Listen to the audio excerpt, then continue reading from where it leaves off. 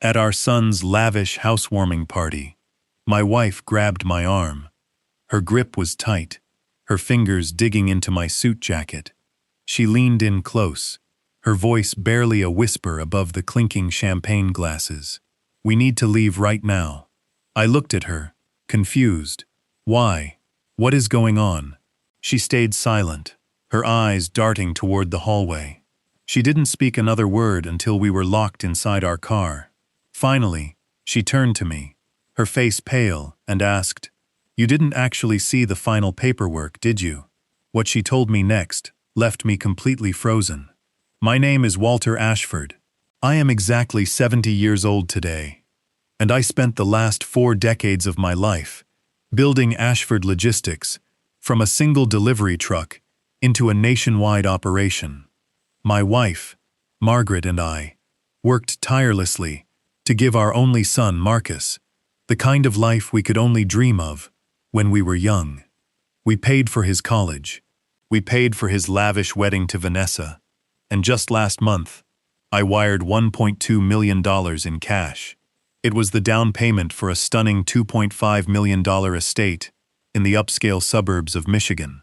It was supposed to be their forever home, a safe place to raise our future grandchildren. That was the dream. Or so I thought. Tonight was the grand housewarming party. The long, winding concrete driveway was completely packed with expensive luxury cars. The caterers were passing around expensive appetizers.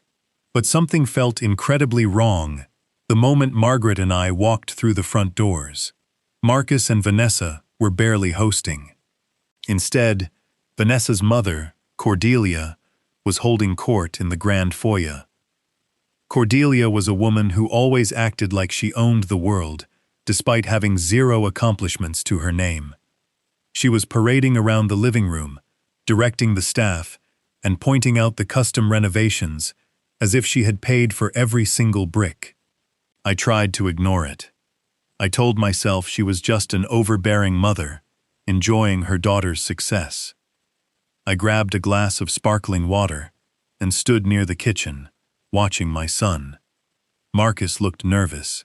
He kept adjusting his tie, avoiding my gaze whenever I looked in his direction. Whenever I tried to approach him to ask how the move went, Vanessa would conveniently appear and pull him away to greet another guest. The atmosphere was suffocating. I felt like a stranger in a house my own money had secured. That was when Margaret grabbed my arm. Her face was ashen. My wife is a strong, composed woman. She handled the stressful years of building our business with unwavering grace. Seeing her this terrified sent a chill straight down my spine. I followed her out the front door, leaving the noise of the party behind us. The cool night air hit my face, but it did nothing to calm my racing heart. We practically jogged down the long, winding driveway to where I had parked my sedan. I unlocked the doors and we both got in. Margaret locked the doors immediately. She was breathing heavily, clutching her purse to her chest. I put my hands on the steering wheel and looked at her. "Margaret, talk to me. What is happening?" "Did Cordelia say something to you?" I asked, my frustration beginning to build. She shook her head slowly, trying to catch her breath. "Walter, the house. You told me you wired the money to Marcus's escrow account. You told me this house was for our son." "It is for our son," I replied, feeling a knot form in my stomach. "I handled the transfer myself. The real estate attorney sent over the preliminary agreements last month. Everything was in Marcus and Vanessa's names. What is the problem?" Margaret closed her eyes, and a single tear rolled down her cheek. "I needed to use the restroom. The one on the main floor was occupied, so I went upstairs. I walked past the master suite and saw the door to the private study was wide open. Cordelia was in there." She paused, swallowing hard. "Walter, she was not just in there. She was standing by the desk holding a glass of wine, showing off something on the wall to 3 of her friends. They were laughing. They were laughing at us." I felt my blood pressure rising. "Laughing at what, Margaret? What did you see?" She turned to face me, her voice trembling with a mixture of profound sadness and pure rage. It was the property deed. It was framed, hanging right behind the mahogany desk. I walked closer, pretending to admire the woodwork. Walter. I saw the names on that official document. My hands gripped the steering wheel tighter. Marcus and Vanessa, I stated firmly, though a sickening doubt was already spreading through my chest. No, Margaret whispered. Marcus's name is nowhere on that deed. Vanessa's name is nowhere on that deed. The property is registered solely to a limited liability company, an LLC. An LLC, I repeated, my mind racing through corporate legalities. What LLC? Ravensworth Holdings, Margaret replied. The air in the car suddenly felt heavy, unbreathable. Ravensworth. That was Cordelia's maiden name, the name she constantly used to boast about her imaginary aristocratic heritage. I stared at the dark windshield, my mind struggling to process the magnitude of what my wife was telling me. Are you absolutely certain? I asked, my voice dropping to a low, dangerous tone. I am certain, Margaret said, wiping her face. I saw the state seal. I saw the registration date. It was filed 3 weeks ago, right after you wired the money. Walter, you did not buy a house for our son. You bought a $2.5 million estate for Cordelia. She owns it all. I sat in the dark, the silence deafening. 40 years of hard work. 40 years of sacrificing family dinners to build a company. All to ensure my son would have a secure future. And he had taken my life's savings and handed the keys to his manipulative mother-in-law. My own flesh and blood had orchestrated a massive deception right under my nose. The disrespect was paralyzing. The betrayal was absolute. A cold, calculated fury replaced the shock. I am not a man who gets emotional. I am a man who solves problems. I reached into my jacket pocket and pulled out my phone. I dialed Marcus's personal cell number. I listened to it ring once, twice, 3 times. I pictured my son standing in that lavish living room holding a drink, playing the successful homeowner, while his mother-in-law held the actual power. The call finally connected. Marcus, I said firmly, my voice echoing in the quiet car. We need to talk right now. But it was not my son's voice on the other end of the phone line. A high-pitched, sickeningly arrogant laugh echoed loudly through the small speaker. Oh, Walter! Cordelia's voice purred with deep satisfaction. Marcus is far too busy moving my antique furniture into the huge master bedroom. Thank you so much for the truly lovely little gift. The line went dead. I stared at the dark screen of my phone. The silence inside the car was broken only by my wife softly crying next to me. Cordelia had just confirmed every single fear taking root in my chest. I put the car in gear and drove us straight home. Sleep was impossible that night. I sat in my home office, surrounded by the walls where I drafted the original business plans for Ashford Logistics 40 years ago. I booted up my computer and logged into the county property portal. It took less than 10 minutes to find exactly what Margaret had seen. The deed to the $2.5 million estate was formally registered to Ravensworth Holdings, a limited liability company. I pulled the corporate registry. The sole managing member of Ravensworth Holdings was Cordelia. My son and daughter-in-law held 0 equity in the home my $1.2 million down payment had secured. I printed every page. The printer hummed, churning out the concrete evidence of my son's betrayal. I placed the papers in a manila folder and waited for sunrise. At exactly 6:45 in the morning, I pulled into the executive parking lot of Ashford Logistics. Usually, I arrived at this sprawling glass and steel building with a sense of immense pride. Today, I felt nothing but a cold dread settling deep in my bones. I walked past the security desk with a brief nod. I bypassed my own office suite and walked directly toward the financial wing. Marcus was the chief financial officer. I had handed him that title 3 years ago, believing he possessed the integrity to manage the empire I intended to leave him. I never imagined I would be confronting him like this. I pushed open the heavy oak door to his office without knocking. Marcus was sitting behind his massive desk, sipping coffee, his eyes glued to a dual monitor setup. He looked up, startled by my sudden appearance. "Dad," he said quickly, masking his surprise with a practiced, easy smile. "What are you doing here so early? I thought you and Mom were taking the morning off after the party. We missed you when it came time for the toast." I did not return his smile. I stopped right in front of his desk. I looked at this man, my son, trying to find a trace of the honest boy I had raised. Instead, I saw a polished executive wearing a tailored suit bought with my money, sitting in an office I built, spinning a web of deceit. I opened the manila folder. I did not say a single word as I took the printed county property records and slammed them down onto the center of his desk. Marcus flinched. His eyes dropped to the papers. I watched the blood drain completely from his face. His confident posture crumbled in an instant. A bead of sweat formed near his hairline as he scanned the highlighted name on the corporate registry. Ravensworth Holdings. Care to explain why my $1.2 million down payment purchased a mansion for your mother-in-law? I asked, my voice dangerously calm. "Dad, listen.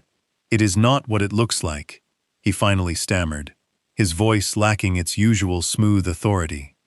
"You do not have the full picture. There are things you do not understand about how we structured this."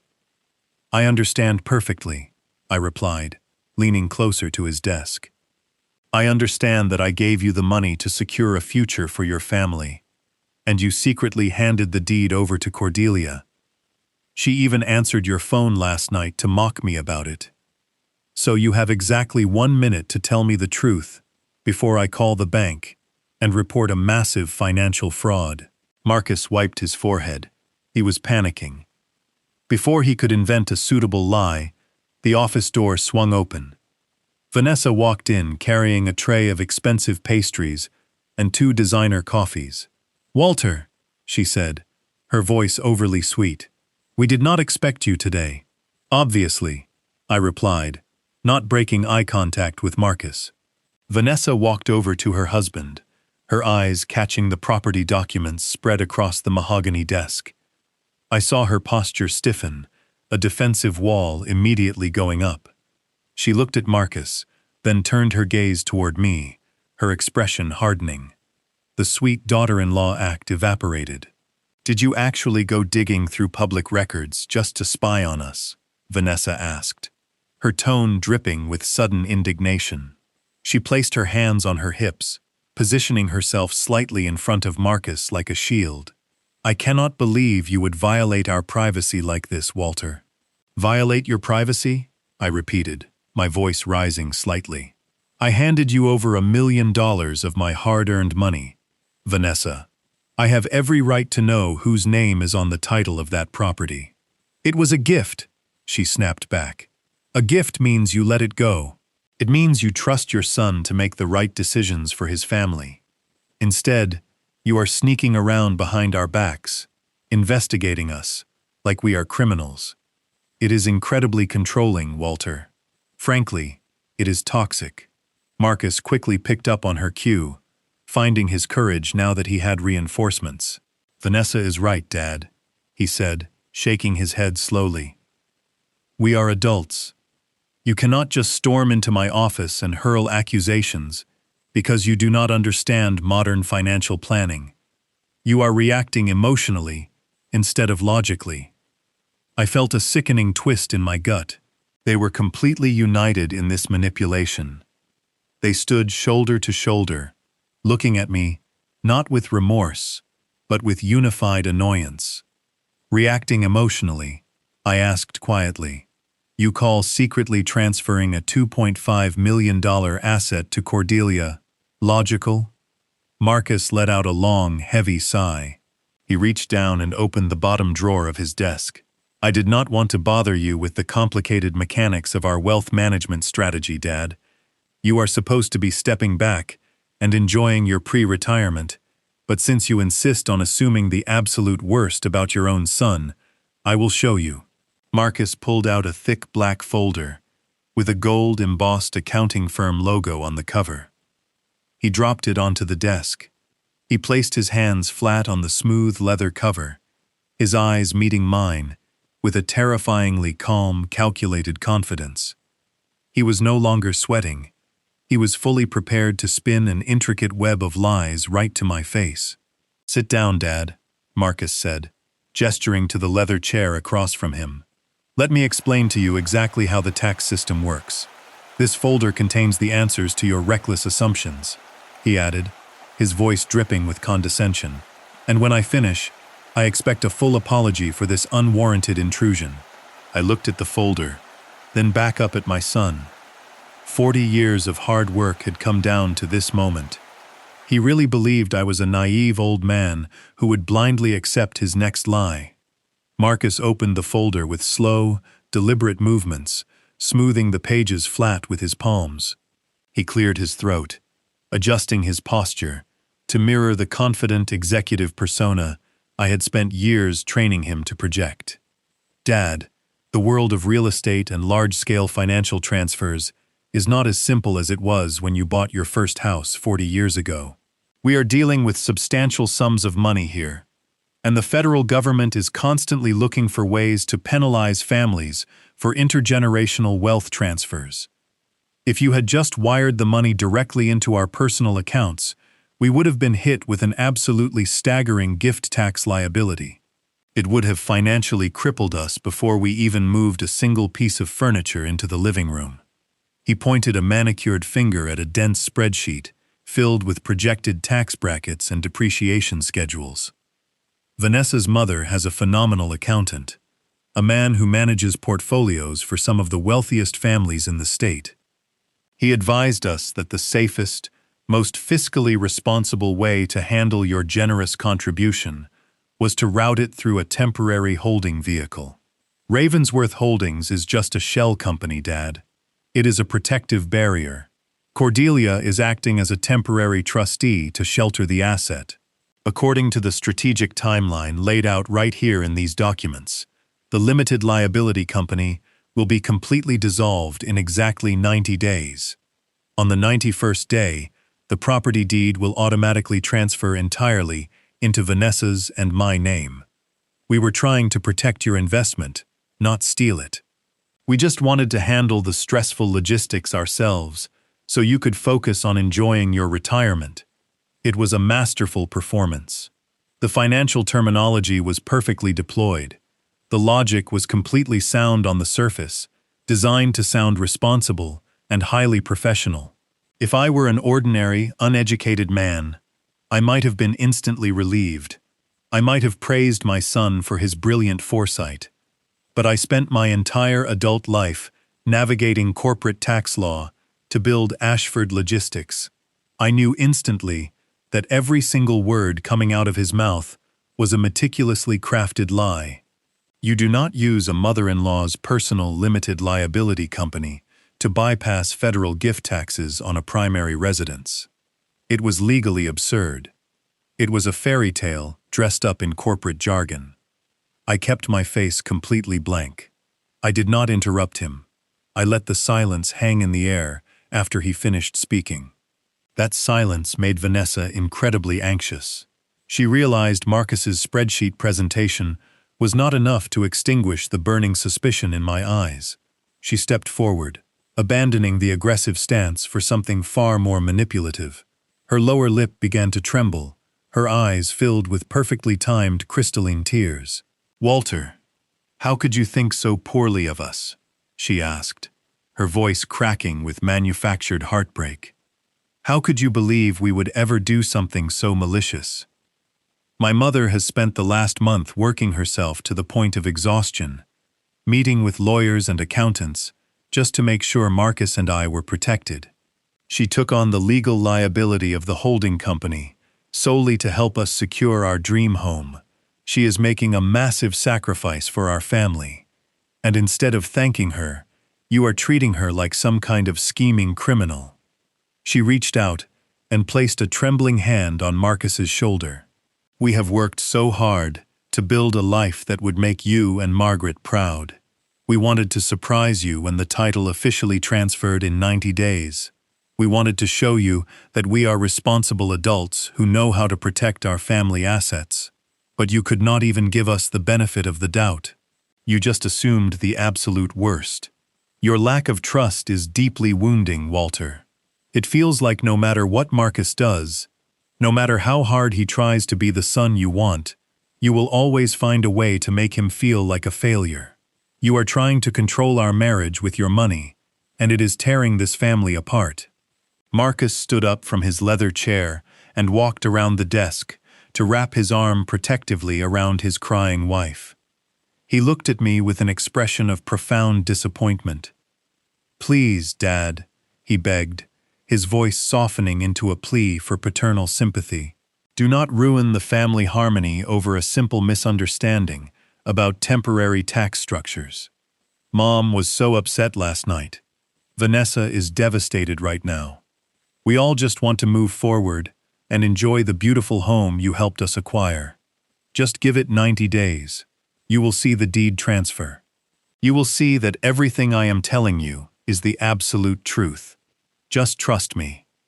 I stood there in the center of the office, surrounded by the empire I had built from nothing. I looked at the son I had raised, and the daughter-in-law I had welcomed into my home. They were looking at me with expectant, tear-filled eyes, waiting for me to yield. My gut was screaming that this was only the surface of a much darker, far more dangerous conspiracy. The lie about the tax loophole was too rehearsed. Vanessa's tears were too convenient. Cordelia's arrogant laughter on the phone, the night before, did not match the narrative of a selfless, sacrificing mother. I realized in that exact moment that confronting them directly with logic and anger would yield absolutely nothing. They were prepared for a fight. They were not prepared for a surrender. If I wanted to uncover the actual truth, I needed them to believe they had successfully fooled me. I needed them to drop their guard. I needed to become the clueless, weary old man they thought I was. I let my shoulders slump forward intentionally, shrinking my posture. I reached up and pinched the bridge of my nose, letting out a long, shaky sigh that sounded like defeat. I forced my expression to soften, from cold fury to genuine exhaustion. "I am sorry," I whispered, my voice intentionally weak. "I am just getting old, Marcus. The world moves so fast now, and these modern financial structures are incredibly confusing to me. When your mother saw Cordelia's name on that deed last night, it gave us both a terrible shock. We panicked. I did not mean to accuse you of anything malicious. I just want to know that you and Vanessa are safe and secure. I want to know my hard work actually helped you. I apologize for overreacting and storming in here. You are right. I should have trusted you." The physical transformation in the room was instantaneous. The defensive tension completely evaporated from Marcus's shoulders. Vanessa sniffled and wiped her eyes, offering me a weak, forgiving smile. They exchanged a very quick, subtle look of absolute victory. They had won. The old man had folded. "It is okay, Dad," Marcus said, his voice returning to its normal, confident tone. "I know you were just looking out for us. We appreciate the apology. Let us just put this behind us and focus on the future." "Thank you, son," I replied softly. "I will let you get back to work. We can talk more about the house later." I turned my back to them and began walking slowly toward the heavy glass door of the office. I moved with the heavy, shuffling steps of a defeated man. I reached out and grabbed the brushed steel handle. As I pulled the heavy door open, the bright fluorescent lights of the hallway illuminated the thick glass pane, turning it into a perfect dark mirror. The angle of the reflection captured the area directly behind the mahogany desk. Marcus thought I was no longer paying attention. He thought I was broken. In the reflection of the glass, I saw him practically dive back into his leather chair. He grabbed his computer mouse and began clicking frantically. I watched his screen reflect in the doorway. He was aggressively dragging a specific digital folder directly into the system's trash bin. The text on the screen was large enough to read clearly in the reflection. It was a folder he was absolutely desperate to hide from me. The title of the deleted file burned itself into my memory. Ashford Pension Transfers. The drive home was a blur of calculated silence. The image of my son frantically deleting a file named Ashford Pension Transfers played on a continuous loop in my mind. A tax loophole for a luxury house was one thing, a simple deception born of typical greed, but intentionally touching the employee pension fund crossed a moral line so severe it bordered on the unthinkable. I had hundreds of hard-working people who trusted me with their retirement. If Marcus was moving their money, he was not just stealing from me. He was destroying the lives of people who had spent their entire careers building my company. I needed to know exactly who was pulling the strings. Marcus was arrogant, but he was inherently cautious. He simply did not have the nerve to orchestrate a massive financial crime on his own. Someone was pushing him. I needed to see the dynamic inside that house when they thought no one was watching. I stopped at a boutique downtown and purchased an extravagant crystal vase. It was the perfect apology gift, serving as an olive branch from a defeated father. I arrived at the estate just after 2 o'clock in the afternoon. The wrought iron gates were wide open. Landscaping crews were busy manicuring the vast front lawn. I parked near the fountain and walked up the stone steps, holding the crystal vase tightly. I did not ring the bell. The heavy oak front door was slightly ajar.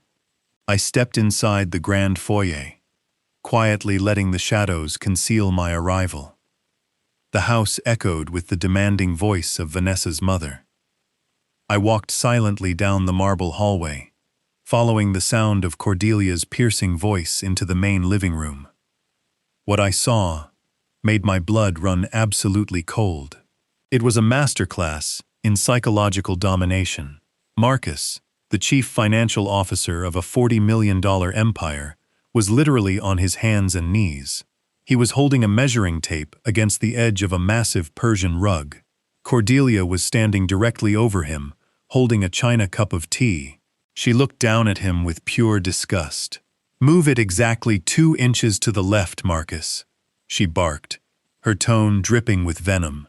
"I told you repeatedly that I wanted it perfectly centered with the chandelier. Are you completely incapable of following a simple instruction?" Marcus fumbled with the heavy fabric, his hands visibly shaking. "Sorry, Cordelia," he mumbled, his voice barely audible, not daring to look up at her. "I will fix it right now." Cordelia scoffed loudly, a sound filled with deep contempt. She snapped her fingers at him twice, a sharp, degrading sound. "Hurry up and fix it. The interior designer is arriving in 20 minutes, and I will not have my home looking like a chaotic mess because of your incompetence." I watched my son shrink into himself, his shoulders slumping in defeat. The confident executive who tried to intimidate me just hours ago was gone. He was a terrified, obedient servant in his own supposed home, bowing to the whims of a tyrant. I took a heavy step forward, letting my shoes click loudly against the marble floor. Marcus jumped up instantly, brushing the dust off his slacks, his face flushing bright red with embarrassment. Cordelia turned around, her eyes narrowing suspiciously as she saw me holding the crystal vase. Vanessa walked in from the adjoining kitchen, stopping dead in her tracks when she spotted me. "Walter," Vanessa said, her voice tight and defensive, "what are you doing here without calling first?"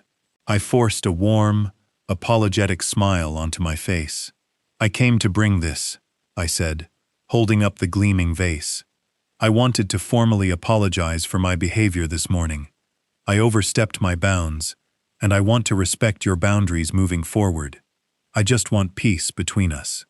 Cordelia looked at the vase, her lips slowly curling into a smug, victorious smile. "Well, that is very mature of you, Walter. Just put it on the side table and do not scratch the wood." I placed the vase down gently and turned my attention to Marcus. He was staring at the floor, refusing to make eye contact with me. I needed to see how deep this control went. "Marcus," I said casually, keeping my tone light and conversational. "While I am here, I wanted to quickly ask you about the fourth quarter financial projections for the regional distribution centers. Are we still on track to open the new warehouse in Indiana by November?" It was a basic question, something any executive should be able to answer in his sleep. Marcus opened his mouth to speak, but Vanessa stepped directly in front of him. She physically blocked him from my view, acting like a guard dog. "Marcus is not working today, Walter," Vanessa said, her voice sharp and commanding. "We are focusing entirely on setting up my mother's new house. Your little trucking company can wait until Monday morning. He is not answering your stressful work questions right now." I looked past her shoulder, trying to catch Marcus's eye. He simply nodded, staring blankly at the freshly painted wall. "Vanessa is right, Dad," he whispered softly, sounding entirely defeated. "I am busy with the house. We can talk about logistics next week." The psychological horror of the situation settled over me. My son had zero control over his own life, his money, or his voice. He was subjugated. They had stripped him of his autonomy, turning him into a compliant tool for their financial gain. "Of course," I said, maintaining my weary facade.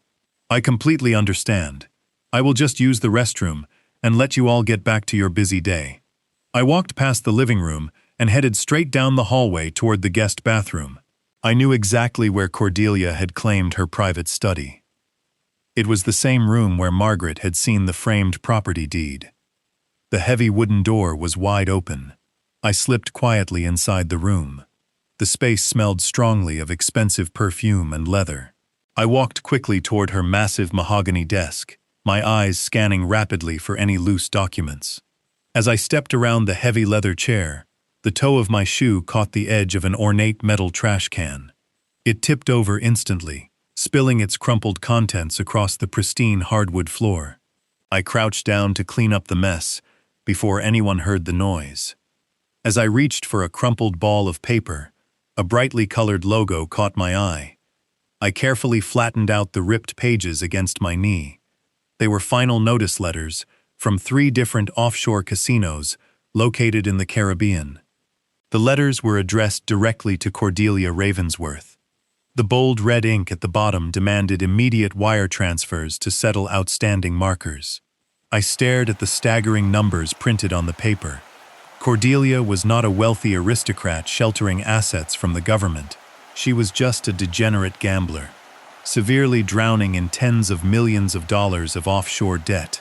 And she was using my son and my company's pension fund to pay for her own pathetic survival. I placed the ripped pieces of the casino final notice letters back into the ornate metal trash can, arranging them exactly as I had found them. My hands were surprisingly steady, despite the hurricane of rage and realization tearing through my mind. Cordelia was drowning in offshore gambling debt, and my son was her financial lifeline. I stood up, smoothed the front of my jacket, and took a deep, stabilizing breath. I walked out of the private study and back down the long, opulent hallway toward the main living area. Vanessa and Marcus were standing exactly where I had left them, their posture still radiating a mix of defensive tension and smug superiority. I offered them both a polite, weary smile, playing the role of the defeated, oblivious father to perfection. I told them I was glad we had cleared the air, wished them a wonderful afternoon setting up their home, and quietly showed myself out the front door.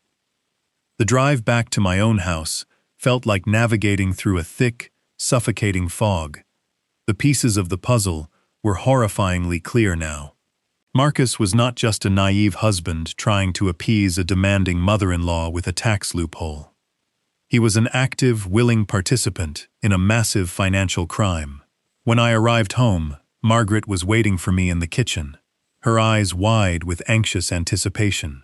I poured myself a small glass of water and sat down across from her at the kitchen island. Speaking in hushed tones, I told her everything. I told her about the degrading way Cordelia treated our son, the deleted computer folder regarding the company pension fund, and the ripped casino debt collection letters hiding in the trash can. Margaret covered her mouth with her hands, tears welling in her eyes as the sheer scale of the betrayal washed over her. Our son was stealing from us to fund a gambling addiction. "We have to call the police, Walter," Margaret whispered, her voice trembling with a mixture of fear and profound sorrow. "We have to stop him before he ruins everything we have ever built." I shook my head slowly, reaching across the marble counter to grasp her trembling hands. "No," I replied softly, but firmly. "If we confront him now, or involve the authorities prematurely, Marcus will simply erase the remaining digital evidence. He is the chief financial officer. He controls the servers. He controls the daily ledgers. He will claim I am a confused old man making wild accusations, and Vanessa will back him up completely. We cannot win a war of words against two people who have spent months perfecting their lies. If we are going to stop this, I need undeniable concrete proof. I need the raw financial data downloaded directly from the company servers, and I have to get it without Marcus ever knowing I was looking." I spent the rest of the evening acting completely normal. I ate dinner with Margaret, watched the evening news, and went to bed at my usual time. I needed to ensure that if Marcus was monitoring my behavior in any way, he would see nothing but a tired, retired executive settling into a quiet life. But sleep was entirely out of the question. I lay in the dark, listening to the rhythmic ticking of the hallway clock, waiting for the dead of night. When the clock struck 2 in the morning, I quietly slipped out of bed, leaving Margaret sleeping soundly. I walked down the hallway to my home office and locked the heavy wooden door behind me. I sat down at my desk and opened my laptop, the blue light from the screen illuminating the dark room. It was time to investigate the company I had spent 40 years of my life building from the ground up. Marcus was a highly educated financial executive, but he suffered from the blinding arrogance of youth. When I handed him the keys to the financial kingdom 3 years ago, he immediately changed all the primary administrative passwords, subtly locking me out of the day-to-day operational metrics. He wanted total control, and he believed his modern cybersecurity protocols were impenetrable. But Marcus had forgotten a crucial detail about Ashford Logistics. I was not just the founder. I was the man who personally supervised the installation of the original network architecture 2 decades ago. Before we had dedicated information technology departments, I coded the legacy administrative backdoor access portals myself. I opened a command terminal on my laptop and began typing strings of old hidden credentials that had not been actively used in over 15 years. I held my breath as the screen loaded, praying the old security patches were still buried deep within the server framework. The screen flashed green. I was in. I completely bypassed the superficial, highly sanitized quarterly reports that Marcus usually presented to the board of directors during our formal meetings. I needed to see the raw, unfiltered data.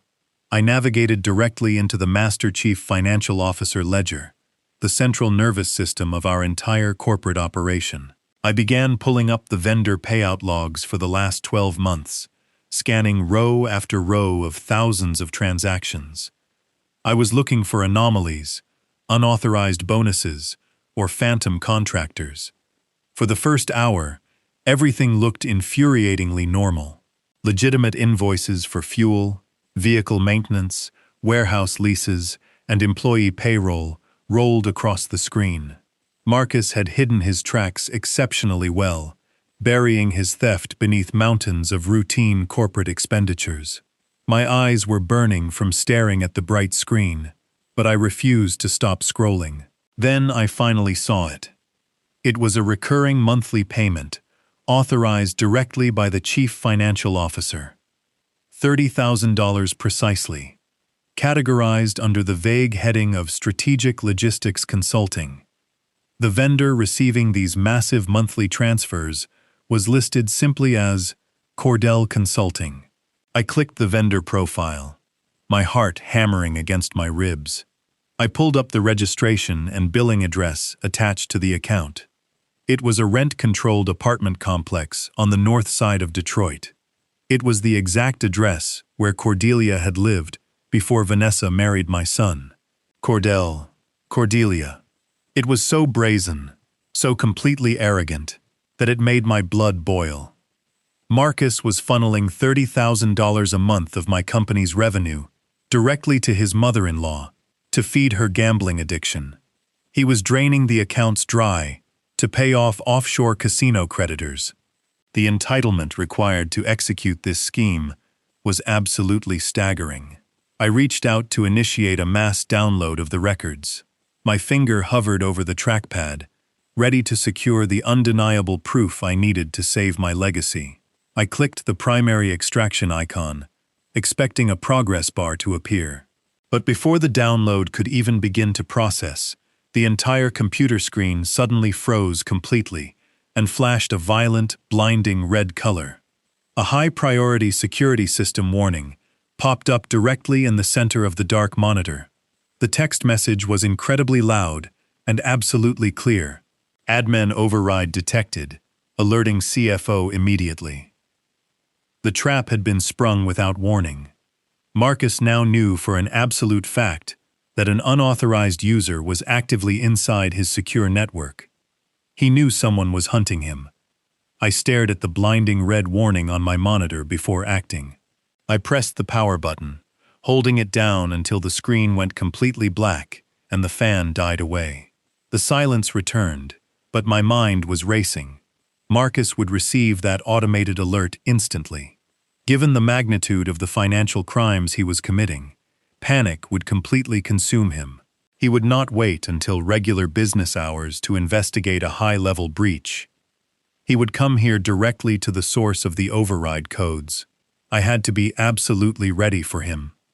I closed the laptop, pulling a stack of old physical retirement portfolio folders from my drawer and scattering them haphazardly across the desk. I needed the room to look like the disorganized workspace of an elderly man struggling to understand his finances. I walked upstairs quietly, slipped back into bed beside Margaret, and watched the clock on the nightstand slowly tick toward dawn. I simply waited for the inevitable arrival of my desperate son. At 6:15, the harsh crunch of tires gripping the driveway shattered the morning quiet. A car door slammed shut with aggressive force. A few seconds later, a series of rapid, heavy knocks pounded against our front door. Margaret stirred beside me in alarm. I placed a gentle hand on her shoulder and told her to stay in bed, promising I would handle whoever was downstairs.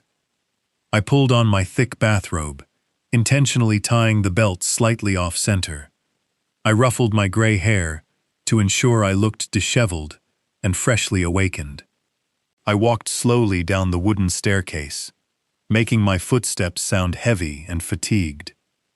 The knocking resumed, bordering on frantic. I unlocked the deadbolt and pulled the heavy door open. Marcus stood on the front porch, bathed in the pale light of early dawn. He looked completely unraveled. He was wearing the same dress pants from the day before, paired with a wrinkled t-shirt. His eyes were bloodshot, darting wildly around the foyer, as if expecting to find federal agents waiting to place him in handcuffs.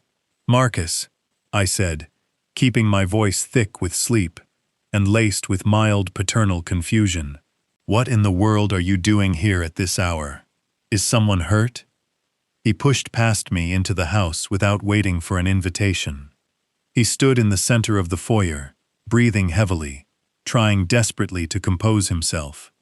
He ran a trembling hand through his messy hair. "Dad, we have a massive corporate emergency," he said, his voice tight.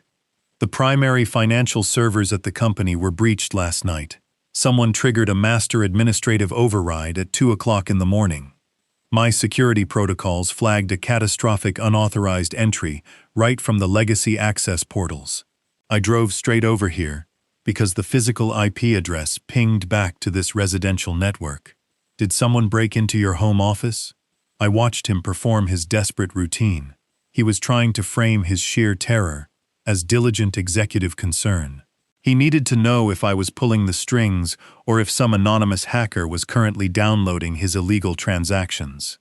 I let my shoulders slump. I raised a trembling hand to my forehead, rubbing my temples as if battling a severe morning headache. I let out a long, heavy sigh of profound embarrassment. "Oh, Marcus," I mumbled, avoiding his gaze. "I am so incredibly sorry. I had absolutely no idea it would cause such a terrible commotion. There are no hackers, son. It was just me." Marcus froze completely. The remaining color drained from his face as he braced himself for the worst. "You?" he asked, his voice dropping to a terrified whisper. "What do you mean it was you? What were you doing in the central ledger at 2 in the morning?" I shook my head, playing the role of a deeply frustrated, technologically incompetent senior citizen to absolute perfection. "I could not sleep," I explained, my voice wavering slightly with manufactured shame.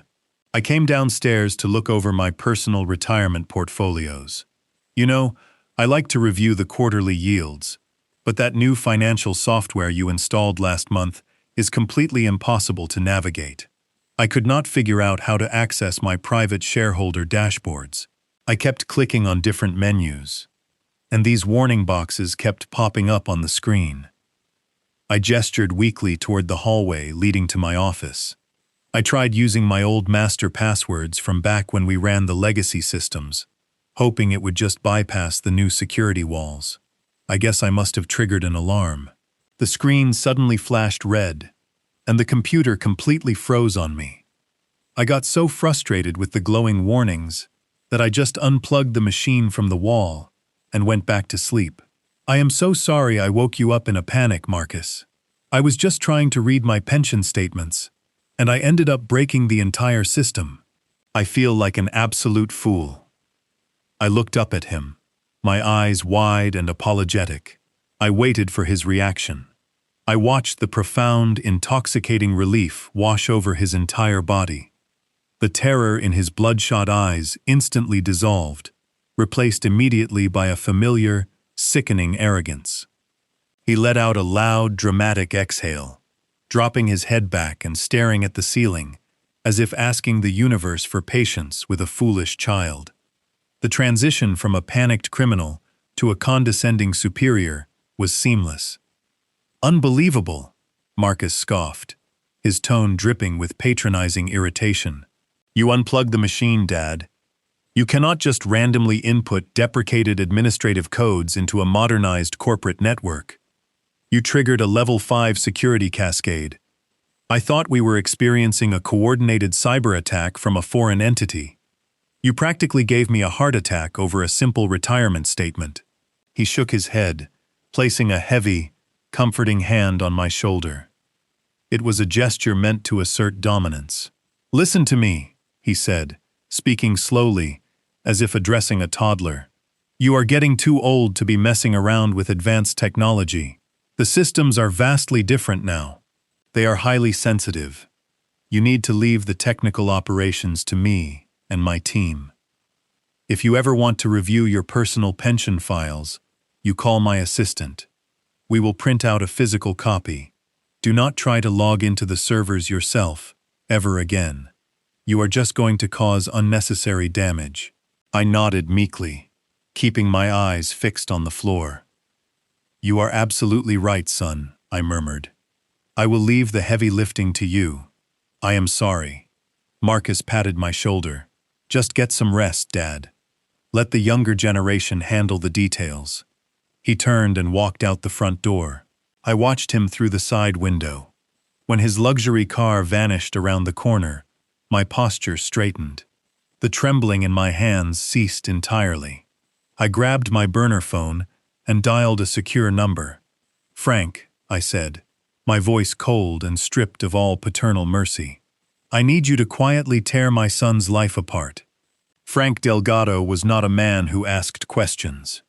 He was a forensic auditor who operated in the dark, a phantom who could trace a single stolen dollar through a labyrinth of international shell companies and encrypted offshore accounts. When I hung up the burner phone, I felt the first genuine sense of calm I had experienced in days. The trap was set. Now I just had to play my part. The opportunity presented itself that very Friday. Margaret had invited Marcus, Vanessa, and Cordelia over for a family dinner. It was a long-standing tradition, but tonight it felt like setting the stage for a psychological war. Margaret spent the entire afternoon preparing her signature roast, completely unaware of the digital excavation Frank was currently performing on our son.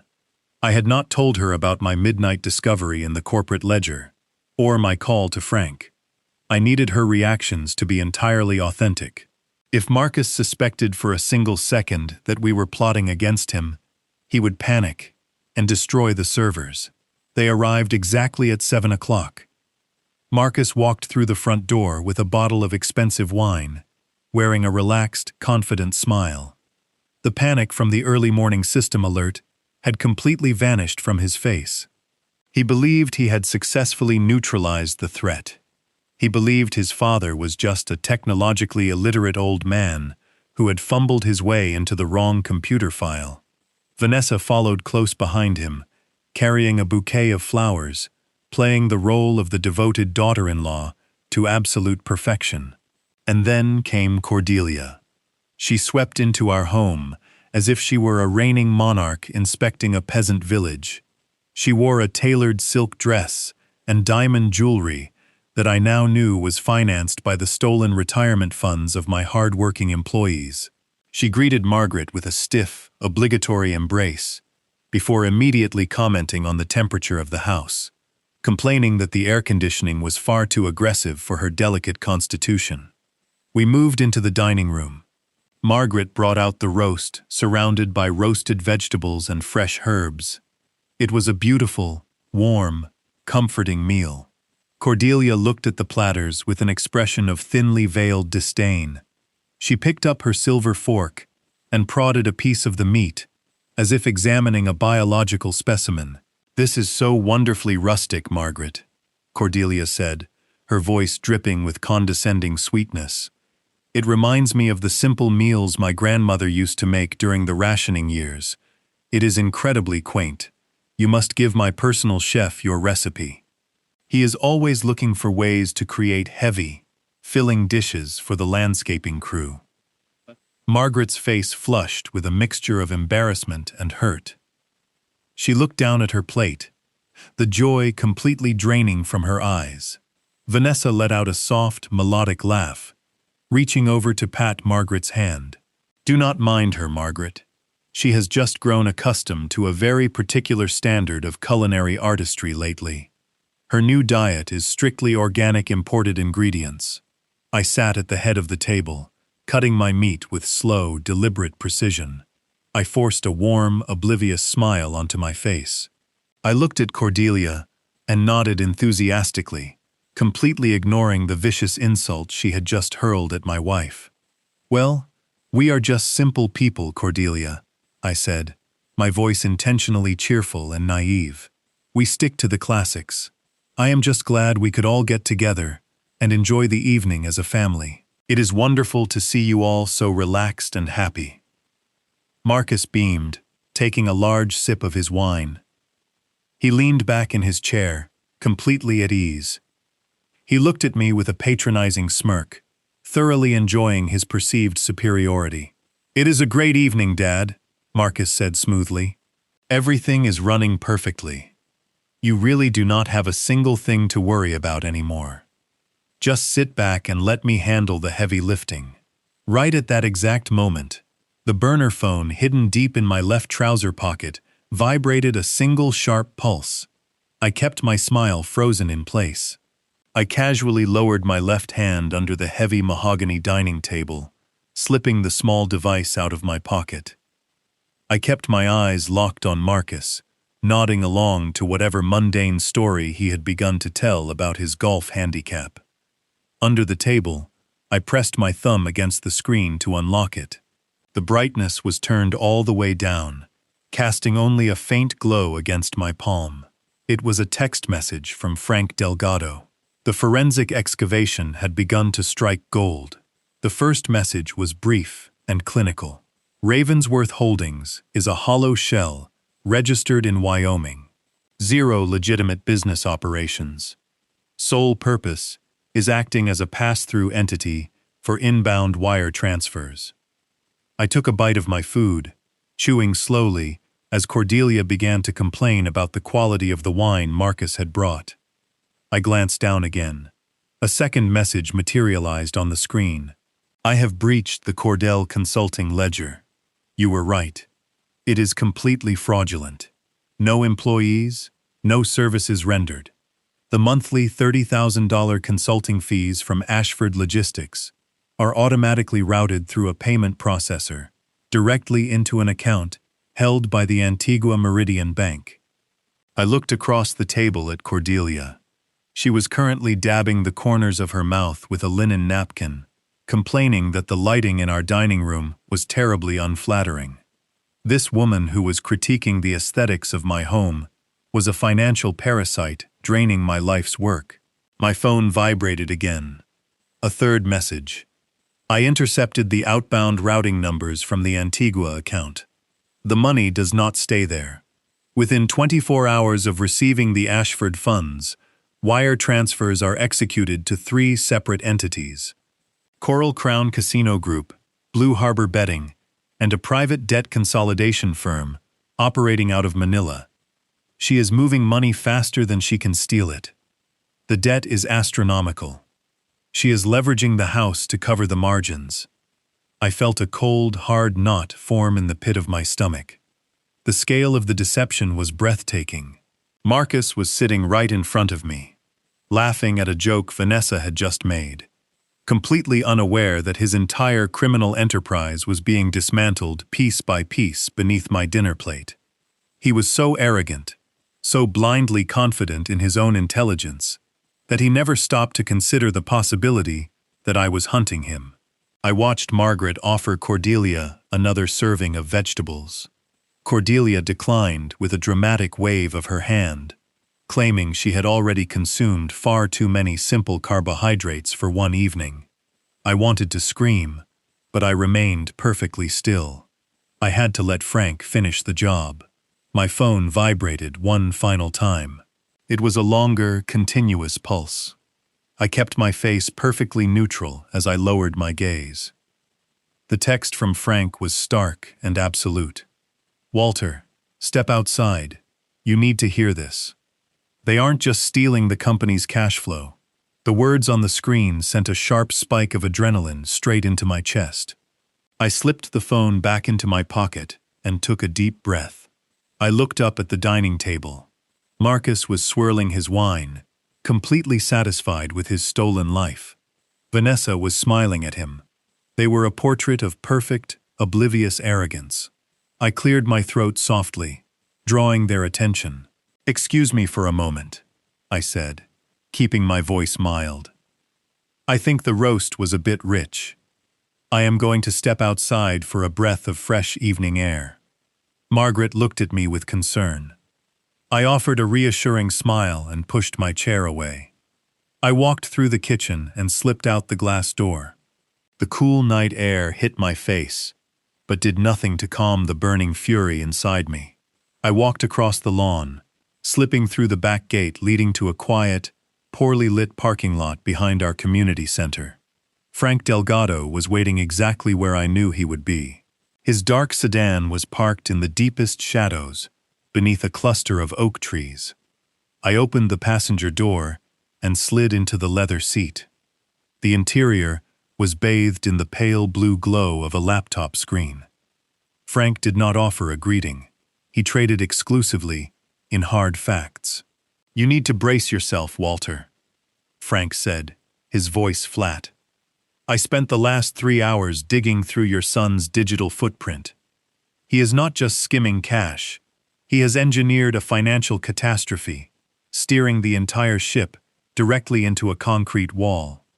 I looked at the glowing screen. "Tell me exactly what you found." "I already know Cordelia is gambling away the company cash flow through those fake consulting fees." Frank shook his head. "The casinos cut her off 6 months ago. Cordelia turned to alternative funding sources. She owes an international syndicate of loan sharks over $2 million. They demand weekly tribute, and the interest rates are compounding at an astronomical pace. She is drowning, and she dragged your son into the deep water with her." I felt a cold sweat break out across my forehead. "So Marcus is draining the operating accounts to keep her alive," I stated. "It is much worse than the operating accounts," Frank replied. $30,000 a month is not enough to cover the weekly tribute Cordelia owes to these syndicates. Marcus needed a massive pool of untraceable liquidity. He crossed the ultimate line. He is actively draining the Ashford Logistics Employee Pension Fund." "The pension fund," I whispered, my voice cracking. "He is stealing the retirement savings of my workers, men and women who have given their entire lives to my company. He has already siphoned over $4 million from the principal reserves," Frank confirmed, bringing up a complex series of ledger transfers. "He is routing it through Cordelia's shell company, sending it directly to Manila. He is burning the futures of your employees to pay for his mother-in-law's gambling debts. My son was a monster." But Frank was not finished. "There is a reason he felt comfortable taking such an insane risk," Frank continued. "Marcus is a coward. He knew touching the federal pension funds would attract the authorities. He needed an absolute guarantee that he would walk away clean when the house of cards collapsed. He needed a designated fall guy. He set me up," I said quietly, the realization settling over me. "He framed you perfectly," Frank said, dropping a thick stack of printed documents onto my lap. "I found these buried in a hidden partition on the main server. Marcus used your digital signature to forge binding legal declarations. He drafted documents naming you as the sole guarantor of Cordelia's massive syndicate debts. He forged executive orders authorizing the creation of the phantom subsidiaries, draining the pension fund. Every wire transfer, every illegal loan, every stolen dollar has your name attached to it, at the top of the command chain." I stared down at the papers in my lap. The forged signatures looked perfectly authentic. The legal language was ironclad. If federal authorities launch an investigation, or if the loan sharks decide to collect their principal balance by force, all the paper trails lead directly to your home office, Frank explained. "Marcus structured this entire criminal enterprise so he looks like an innocent subordinate following the erratic orders of his aging father. If this operation goes bust, Walter, you are the one going to federal prison. You will die in a cell, and Marcus will assume total control of whatever assets remain." The terrifying reality locked my jaw. My own flesh and blood had systematically planned my financial ruin and physical incarceration. I spent 40 years building a legacy of honor, and Marcus had twisted it into a noose meant for my neck. I looked toward my home, where my son was currently drinking my wine and smiling at my wife. "How long do we have before the annual corporate audit?" I asked, my voice turning into a cold, mechanical rasp. "The external auditors arrive in 3 weeks. When they look at the pension reserves, they will spot the massive deficit. The entire scheme will unravel." Frank let out a slow, heavy breath. He reached into his leather briefcase and pulled out one final document, protected inside a clear plastic sleeve. He held it out toward me. The ambient light from the laptop illuminated the bold text at the top of the page. "Marcus knows about the upcoming audit," Frank said quietly. "He knows the deficit cannot be hidden from external regulators. He does not plan on letting you take the fall after the audit happens. He is going to spring the trap before the auditors even arrive at the building. I took the plastic sleeve from his hand. I read the title of the document. My blood turned to ice in my veins. It is a drafted, legally binding petition for emergency medical conservatorship, Frank explained, his tone laced with genuine disgust. I intercepted emails between Marcus, Vanessa, and an unethical private judge. They are planning to file this petition next week in a closed session. They are going to testify under oath that your recent behavior has become erratic and dangerous. They will claim you are suffering from severe dementia and actively destroying the company with reckless financial decisions. I stared at the petition. It outlined a complete seizure of my personal rights and medical autonomy. It painted me as a broken man, incapable of caring for himself. Once the judge signs that order, you immediately lose all legal authority, Frank said. Marcus and Vanessa will be granted total control over your life and Ashford Logistics. They will lock you away in a secure memory care facility, isolating you from the outside world. You will not be able to talk to Margaret, your lawyers, or the authorities. Once silenced, Marcus will use his power as conservator to cover his tracks, blame the missing pension funds on your supposed decline, and walk away with everything. They were going to bury me alive. I sat in the dark passenger seat of Frank Delgado's car, staring at the drafted conservatorship petition. They were going to bury me alive. The sheer scale of their cruelty washed over me, replacing the last remaining fragments of my paternal love with cold, absolute resolve. I handed the plastic sleeve back to Frank. I did not shed a single tear. I looked at the forensic auditor and nodded. The time for sorrow had passed.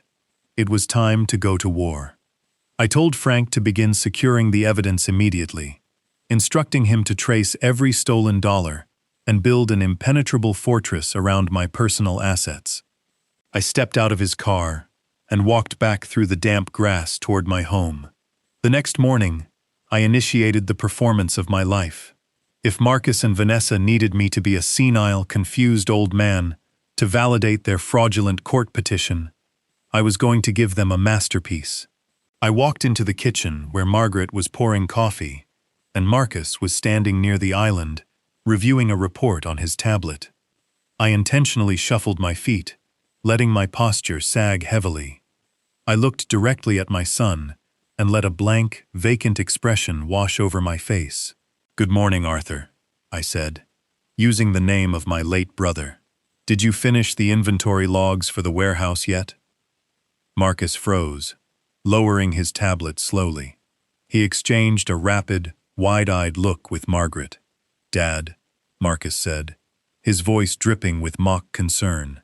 "It is me, Marcus. Arthur has been dead for 20 years. Are you feeling all right?" I blinked repeatedly, pressing a trembling hand to my forehead. I muttered a weak apology, claiming I had not slept well and was feeling a bit disoriented. Later that afternoon, when Vanessa stopped by to drop off some fabric swatches for Margaret, I executed the next phase of my performance. I casually opened the refrigerator to grab a bottle of water and silently placed my heavy set of car keys directly onto the middle shelf, right next to the milk. I walked into the living room and began frantically searching my pockets, complaining loudly that I had lost my keys again. Vanessa immediately sprang into action, adopting the tone of a patronizing nurse. Within 3 minutes, she opened the refrigerator and gasped with manufactured shock. She pulled the keys out and held them up for Marcus to see. I watched them from the corner of my eye. They were absolutely thrilled. I could see the barely contained glee dancing in Vanessa's eyes. I watched Marcus subtly pull out his smartphone and type a quick note documenting my staged cognitive decline for their impending court filing. They were building their case, completely unaware. They were merely dancing on the stage I built for them. While I played the crumbling patriarch in the daylight, my nights were consumed by ruthless retaliation. I met with Frank Delgado and my senior legal counsel in secure locations long after midnight. We moved with terrifying speed. Because the company was still legally entirely in my name, and the forged guarantor documents had not yet been activated by the offshore loan sharks, I had a narrow window to sever the diseased limbs of my empire. I quietly liquidated my massive personal stock portfolios, moving the capital into secure blind trusts, completely insulated from Ashford Logistics and Marcus's grasp. Next, we tackled the forged legal declarations. My attorneys worked directly with federal fraud investigators to place immediate holds on the fabricated guarantor documents Marcus created. We built a firewall separating my personal identity from Cordelia's $2 million offshore debt. If the syndicates came looking for their money, they would hit an impenetrable wall, but my most devastating maneuver was structural. 30 years ago, I personally financed the construction of our primary distribution hub. The company still held a massive mortgage lien on that property. Working silently, I executed a complex legal transfer, moving that massive lien out of the corporate holding company and directly into my own private trust. In one stroke, I transitioned from being the vulnerable founder to becoming the supreme, untouchable creditor of my own company. If Marcus successfully seized the company through his fake conservatorship, he would inherit a staggering mountain of debt, payable directly to me. By the end of the week, the trap was fully primed. I had successfully secured my personal wealth, completely neutralized his malicious leverage, and armed myself with enough forensic evidence to send him to federal prison for a decade. But I still needed one final, undeniable piece of physical evidence. I needed to catch him in the act of outright theft, to destroy any potential defense he might try to mount in a courtroom. I needed to capture his true intent. On Thursday evening, I retreated to my home office. I sat down at my heavy oak desk and pulled out a stack of official gold-embossed corporate letterhead.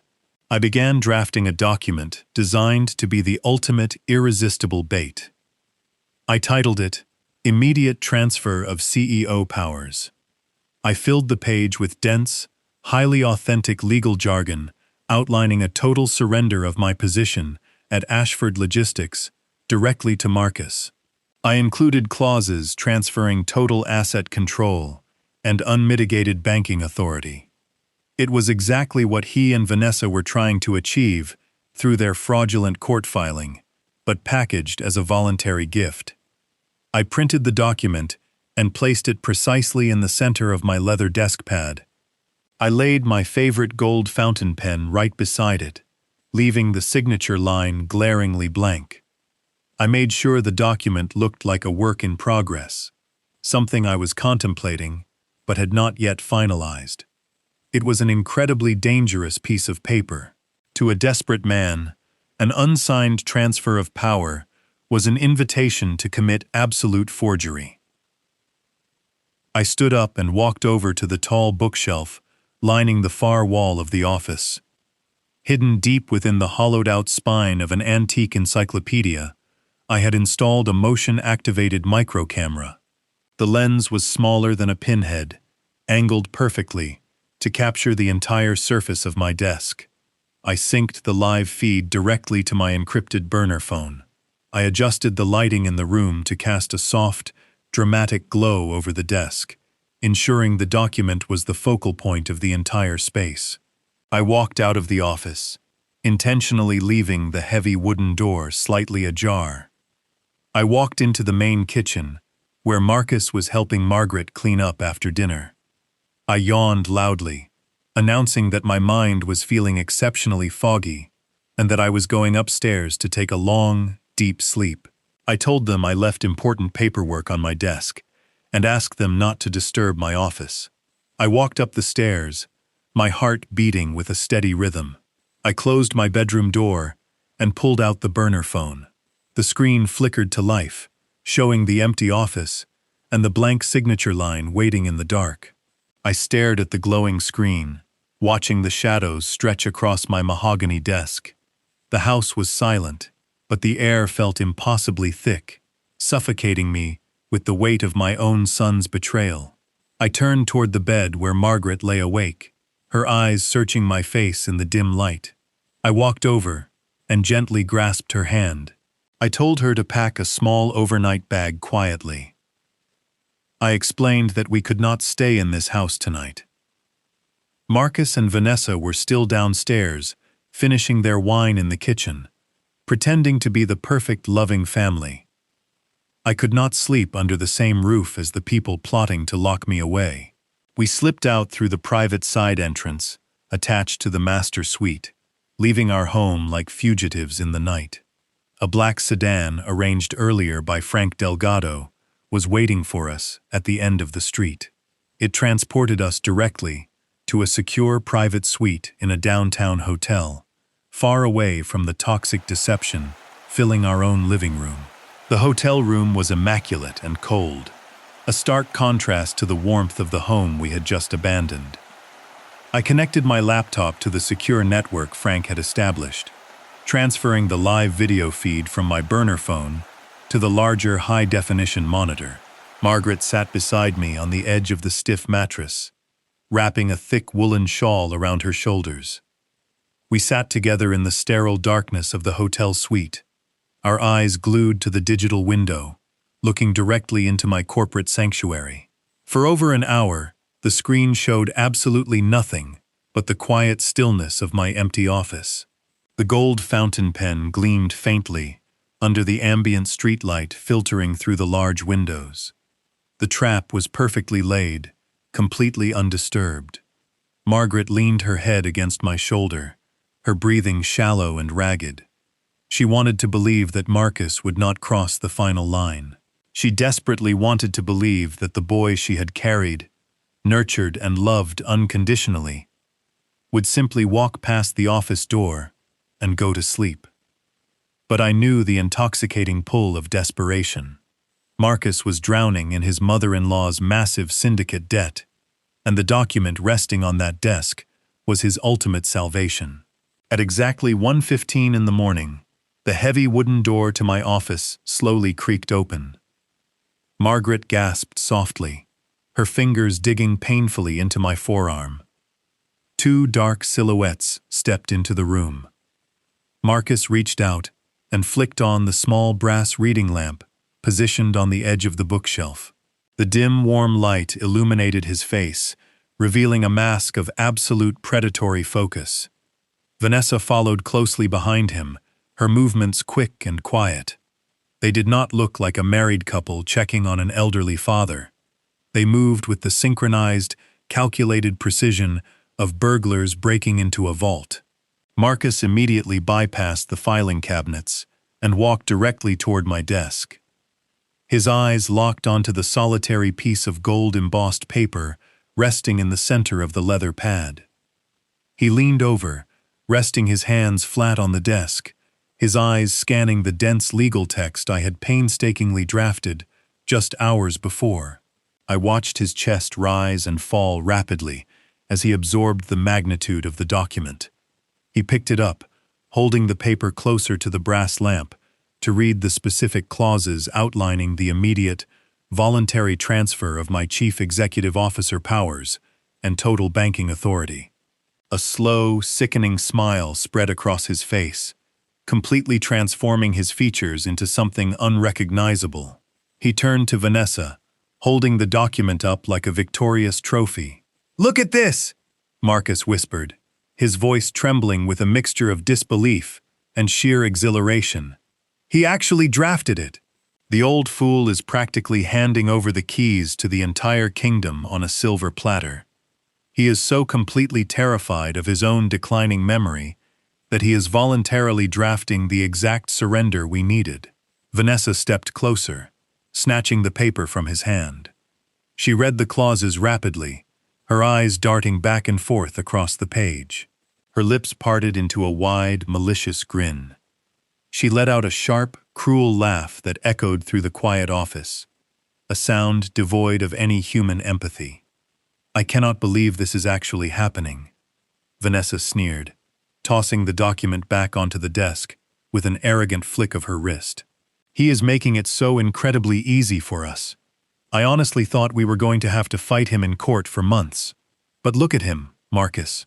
He is completely broken. He really is nothing but a senile cash cow, waiting to be milked." The sheer venom in her voice was physically repulsive. Margaret began to weep silently beside me, the tears streaming down her face, as she listened to the woman she had welcomed into our family mock my very existence. But the horror was far from over. Marcus picked up the gold fountain pen, rolling it smoothly between his fingers. He stared down at the blank signature line waiting at the bottom of the page. "We do not even need to forge it right now," Marcus said, his tone chillingly calm and entirely devoid of morality. "We will let him think it is his own brilliant idea. I will casually bring it up during family dinner on Friday night. I will play the concerned son, telling him how exhausted he looks, how much he needs to step down for his own health. We will place this exact document in front of him, and he will sign it willingly to save face." He placed the pen back onto the desk, aligning it perfectly with the edge of the paper.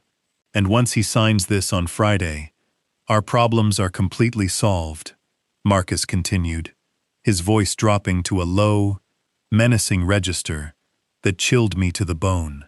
"We secure the remaining pension funds, we satisfy the syndicate, and we quietly finalize the emergency medical conservatorship paperwork on Monday morning.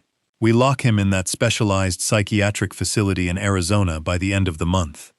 It is isolated, highly secure, and strictly controls all external communications. He will never speak to a lawyer or a bank manager ever again. Cordelia will be absolutely safe. Our debts will be entirely erased, and we will finally have the total control we deserve." Margaret broke down into heavy, uncontrollable sobs. The devastation of hearing her son calculate our permanent imprisonment shattered her heart. She buried her face into my shoulder, shaking violently as the reality of their greed washed over her. I did not offer any words of comfort. I simply wrapped my arm around her trembling frame and held her hand tightly.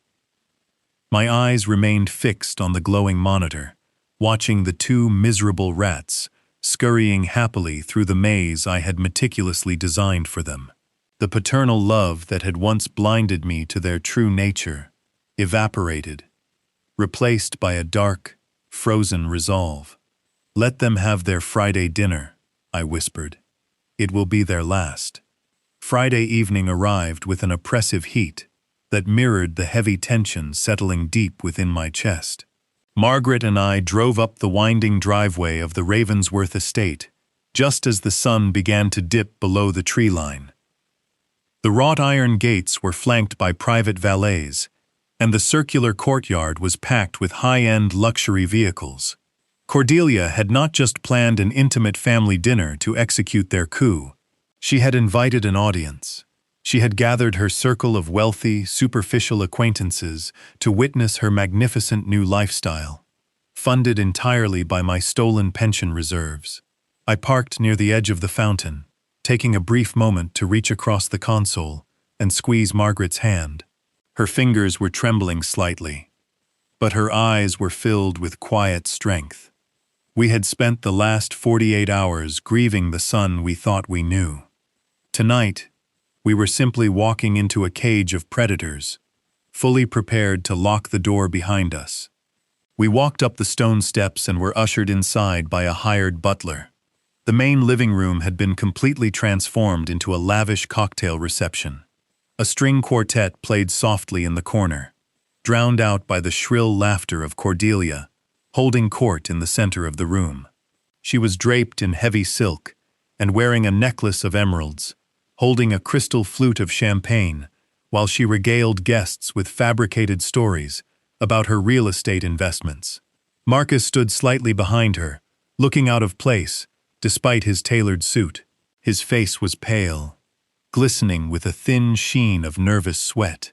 He was clutching a thick black leather folder tightly against his chest, his knuckles practically white from the pressure. He looked like a cornered animal, waiting for the perfect moment to strike. When he noticed Margaret and me standing in the foyer, his posture instantly stiffened. Vanessa rushed over to greet us, her face plastered with a wide, insincere smile that did absolutely nothing to hide the malicious calculation in her eyes. She leaned in to kiss Margaret on the cheek, her perfume smelling sharp and overwhelming. "Walter, Margaret, we are so incredibly thrilled you could make it tonight," Vanessa chirped, her voice intentionally loud enough for the nearby guests to hear. "We know how difficult it is for you to get out of the house these days, Walter especially, with your energy levels being so unpredictable lately." I leaned heavily on my walking cane, a new prop I had purchased specifically for this performance. I let my hand shake visibly as I reached out to pat Vanessa's arm, widening my eyes into an expression of absolute vacant confusion. "Thank you, dear," I rasped, making my voice sound thin and fragile. "I am just happy I remembered the way here. My mind has been playing terrible tricks on me all week. I keep misplacing my reading glasses and forgetting my own appointments." Marcus let out a long, slow breath, visibly relaxing his shoulders as he watched my pathetic display of manufactured senility.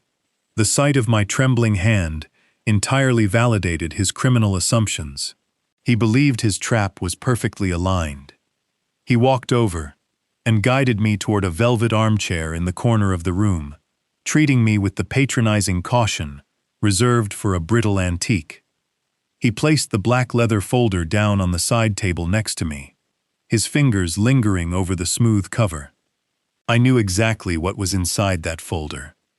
It was the bait I had left on my desk, the forged transfer of absolute corporate power, waiting for my blind signature. Marcus tapped the leather cover nervously, his eyes darting toward the dining room. "Just sit here and rest, Dad," Marcus said, his tone thick with condescension.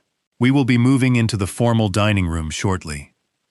I have some important family business I want to discuss with you after the main course, something that will make your life much easier." I nodded blankly, sinking deep into the velvet cushions. I watched as the evening slowly devolved into a grotesque display of arrogance. Cordelia paraded her wealthy friends around the estate, bragging loudly about the custom renovations and the imported Italian marble she had personally selected. Margaret stood quietly near the perimeter of the room, trying to remain invisible, but Cordelia was unwilling to let her peacefully exist. Cordelia snapped her fingers at a passing caterer, but the young man did not hear her over the music. Frustrated, Cordelia turned her piercing gaze directly onto my wife. "Margaret, darling," Cordelia called out, her voice cutting through the ambient noise of the room. "Since you are just standing there doing absolutely nothing, be a dear and pass these crab appetizers around to the guests. The hired help is completely incompetent tonight, and you are so naturally accustomed to serving people in that quaint little kitchen of yours." The utter disrespect was breathtaking. The wealthy guests paused their conversations, watching to see how my wife would react to being publicly ordered around like a common servant in front of a crowd. Margaret's face flushed a deep crimson, but she maintained her absolute dignity. She did not argue. She simply picked up the silver tray and began walking silently among the guests, offering them the hors d'oeuvres. Vanessa watched this degrading spectacle with a smirk, whispering something into the ear of a woman standing next to her. I gripped the armrests of my chair, forcing myself to remain seated. The rage was building, pressing against my ribs, but the timing was not right. I had to wait for the main event. Eventually, the string quartet stopped playing, and Cordelia loudly announced that dinner was served. We all moved into the massive formal dining room, taking our places around a long mahogany table illuminated by a dripping crystal chandelier. The table was set with heavy silver and fine china.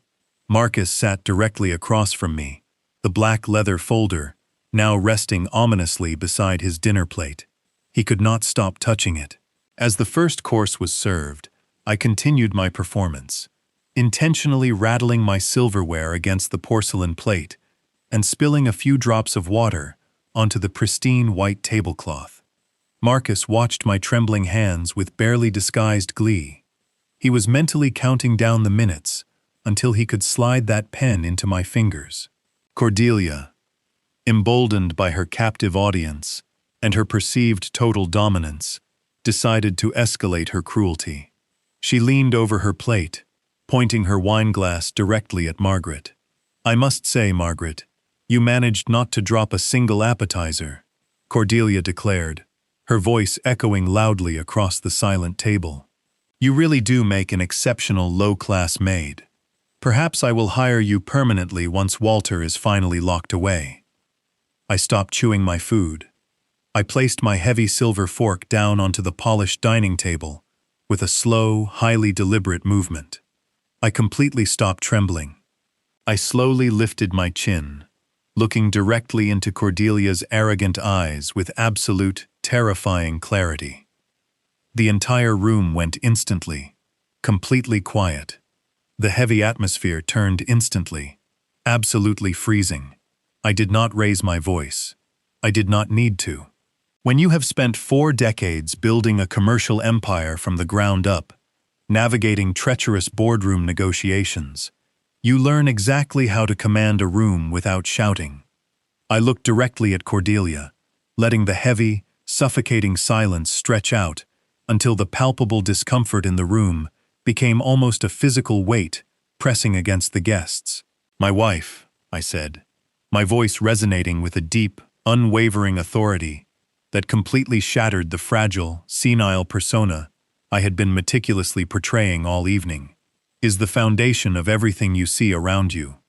She built a life of actual substance and loyalty, while you spent your entire existence accumulating dangerous debts and empty vanity.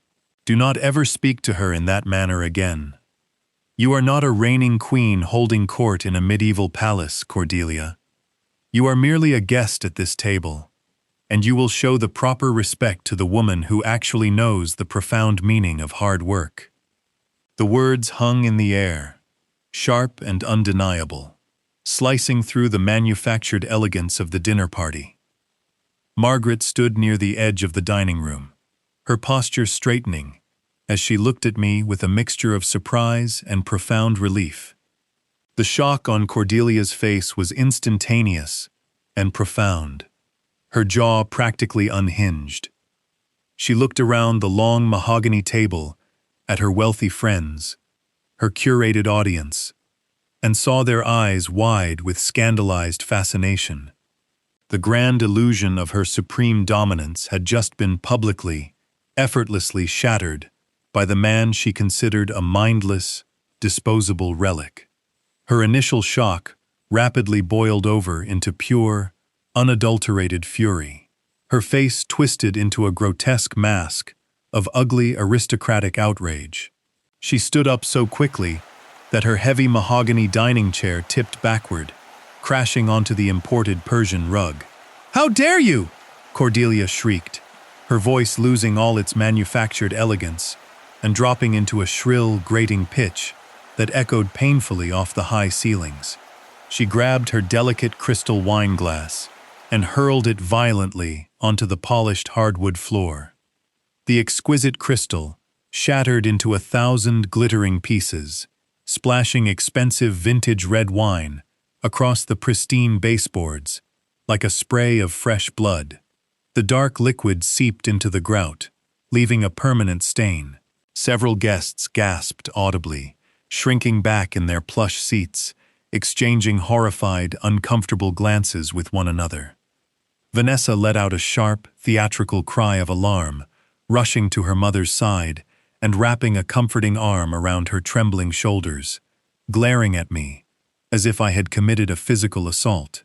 "You insolent, ungrateful old fool," Cordelia screamed, pointing a trembling, diamond-encrusted finger directly at my face, her chest heaving with dramatic indignation.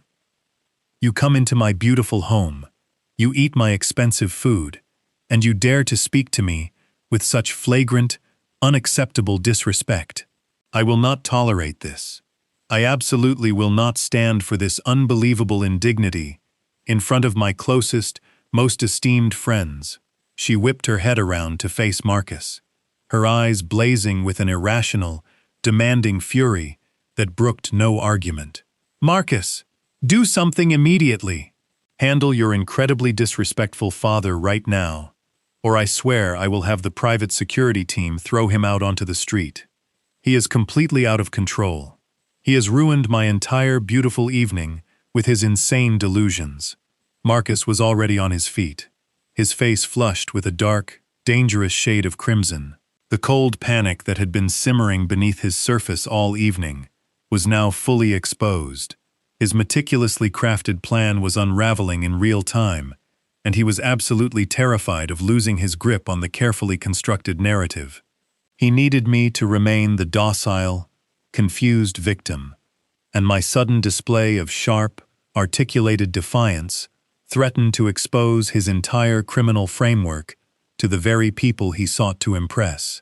He marched around the edge of the expansive dining table, closing the physical distance between us with heavy, aggressive strides. The superficial, charming facade he wore had completely vanished, replaced by desperate cruelty. He stopped just inches away from where I remained seated, towering over me in a pathetic, desperate attempt to reassert his waning dominance. He raised his hand and pointed his index finger directly at my face, his chest heaving with exertion. "What is wrong with you?" Marcus hissed, his voice a harsh, venomous whisper meant to intimidate me back into immediate submission. "You are embarrassing Vanessa's mother in front of half the city's elite. You are having a severe mental episode, Dad. You are completely confused, and you are making a massive scene. You need to apologize to her right now. Do you hear me? Apologize to her this very instant, or I swear to God, I am putting you in a permanent medical home tomorrow morning. You clearly cannot function in polite society anymore without causing a disaster." He was playing his final, desperate card. He was weaponizing the imminent threat of the conservatorship, using the terrifying fear of institutionalization to force my total compliance. He truly thought the mere mention of a locked nursing home would break my remaining spirit, that I would immediately crumble into pathetic tears and beg for his mercy to avoid being permanently locked away from my own life. The entire formal dining room went dead silent. The hired string quartet had long since stopped playing. The professional caterers froze in the arched doorways, holding their polished silver trays perfectly still, like marble statues. The wealthy guests held their collective breath, their eyes darting nervously between Marcus's furious, flushed face and my own unwavering, icy stare. They were witnessing a brutal, intimate family execution, and no one dared to intervene or speak a single word. Margaret remained standing tall, near the edge of the room, her chin held high, radiating a quiet, invincible strength that gave me all the power I needed. Marcus, mistaking my stillness for submission, turned swiftly to the side table. He snatched the heavy black leather folder he had been carefully guarding all evening. He ripped it open with unnecessary, violent force, pulling out the gold-embossed document I had drafted in my home office. It was the absolute, irrevocable surrender of my corporate authority. He grabbed the gold fountain pen I had thoughtfully provided alongside it and marched back to my velvet chair. He slammed the crisp document down onto the table directly in front of me, shoving the heavy paper so hard it crumpled slightly against my chest. He pressed the cold metal of the gold pen into my hand, his grip tight and unforgiving. The silence in the room was absolute, pregnant with the heavy weight of impending destruction. The cold air conditioning hummed faintly in the background. Marcus leaned down, placing his face just inches from mine. His eyes were wide, desperate, and filled with a terrifying, absolute greed. He spoke slowly, emphasizing every single syllable with cold, calculated menace, fully convinced that he had successfully backed me into an inescapable corner from which I could never return. Sign this, and apologize. Now. I did not flinch. I looked down at the gold fountain pen resting on the forged document. I slowly reached out and picked it up. The metal felt cool against my skin. Marcus leaned in closer, his eyes wide with victorious anticipation, fully believing his campaign of psychological terror had broken my spirit. He thought I was finally surrendering. Instead, I gripped the ends of the pen with both hands. I applied a sharp pressure, bending the metal, until the thick gold barrel snapped in half with a loud crack. A pool of black ink instantly burst from the ruptured cartridge, spilling across the desk and bleeding into the paper. I opened my hands and let the jagged pieces clatter onto the ruined document. I looked dead into my son's terrified eyes. The silence in the dining room was absolute, heavy with the suffocating weight of my sudden defiance. "You are fired," I said. The 3 words cut through the freezing air. Marcus froze completely. The arrogant sneer on his face dissolved, replaced instantly by a mask of sheer confusion. He blinked rapidly, stepping back from the table, as if I had physically struck him. He opened his mouth to speak, to launch into another pathetic tirade about my mental state, but I did not give him the opportunity to utter a single syllable. I slowly turned my head and looked toward the arched doorway leading to the foyer. I gave a deliberate nod. The heavy doors swung open with a thud. Frank Delgado quietly walked into the dining room, his face an emotionless mask of clinical precision. He was not alone. Flanking him were 2 broad-shouldered individuals wearing dark suits and carrying the undeniable presence of federal agents. Their badges gleamed faintly under the crystal chandelier. The gasp from the wealthy guests was instantaneous. The manufactured elegance of Cordelia's lavish dinner party evaporated, replaced immediately by the cold reality of a federal raid. Marcus stumbled backward, his knees hitting a chair. All the blood drained from his face, leaving him looking like a hollow ghost. He looked from Frank to the federal agents, and finally back to me, his eyes wide with inescapable horror. He realized in that exact moment that the senile old man he thought he was hunting had actually been hunting him the entire time. I placed my hands flat against the heavy oak table and pushed myself up, standing tall and steady. I ignored the walking cane entirely. I looked around the room, making direct eye contact with the wealthy, superficial acquaintances Cordelia had invited to witness her grand delusion. "My son," I began, my voice projecting clearly across the room, "has spent the last several months convincing everyone here that my mental faculties are rapidly declining. He has painted a deeply convenient portrait of an aging patriarch losing his grip on reality. But the truth is far more sinister. Marcus is not a concerned son. He is a desperate, cornered criminal." Marcus raised a trembling hand, his voice a weak, pathetic squeak. "Dad, please, you do not know what you are saying." "I know exactly what I am saying," I commanded, silencing him instantly. "I know now about the hollow shell company registered in Wyoming. I know about the fraudulent $30,000 monthly consulting fees being routed to the Antigua Meridian Bank. I know about your desperate wire transfers to Coral Crown Casino Group, Blue Harbor Betting, and the private debt consolidation firm in Manila." Cordelia let out a sharp gasp. Her hand flew to her throat, clutching the heavy emerald necklace as if it were strangling her. The color vanished from her cheeks. The wealthy guests around her began to shift uncomfortably, pulling away from her chair. "Cordelia does not own this magnificent new lifestyle," I continued, turning my freezing gaze directly onto the trembling woman. "She owes a dangerous international syndicate of loan sharks over $2 million. She is drowning in compounding interest and gambling debts. And to keep those violent creditors away, my son decided to cross the ultimate, unforgivable line." I looked back at Marcus, He was shaking visibly in terror, his chest heaving with shallow, panicked breaths. He did not just skim cash from the corporate operating accounts, I announced, ensuring every guest heard the absolute depth of his depravity.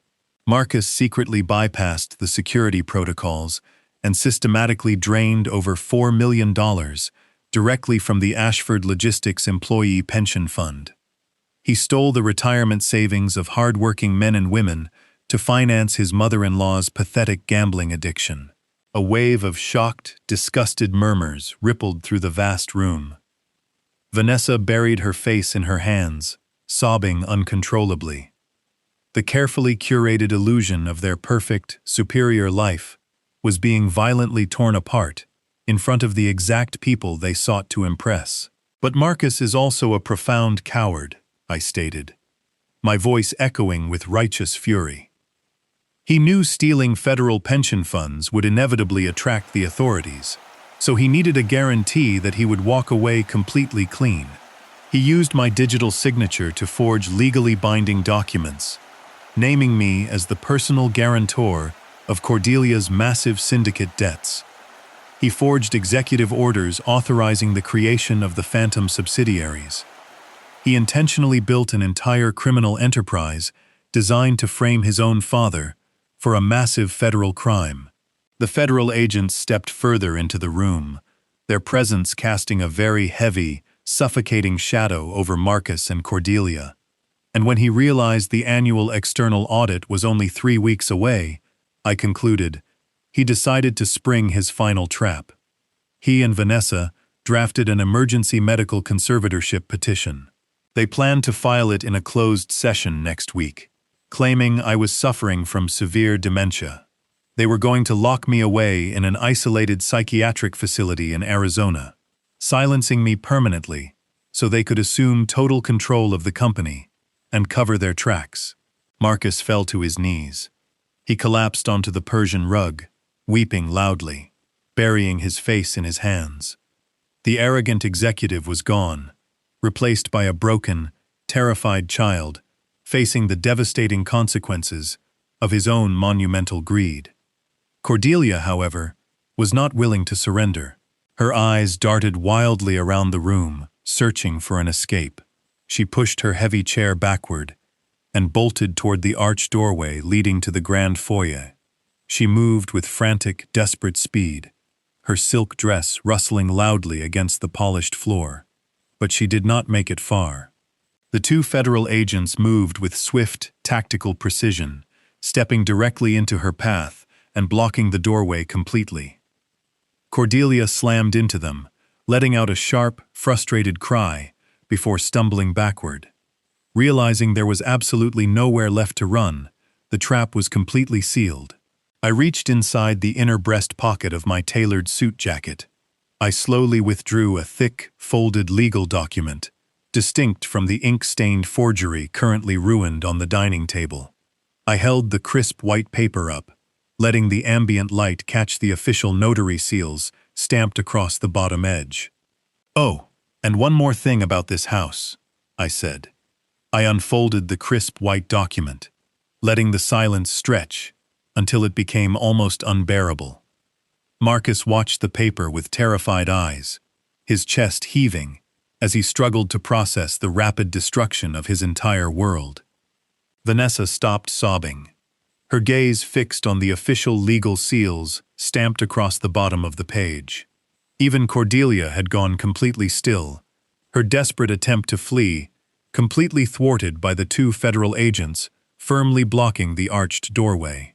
When Margaret and I provided the $1.2 million for the down payment on this magnificent estate, I began, my voice perfectly level and devoid of paternal warmth, you both operated under the convenient assumption that it was a simple, unconditional gift from a loving father to his successful son. You treated it as an inheritance, delivered early.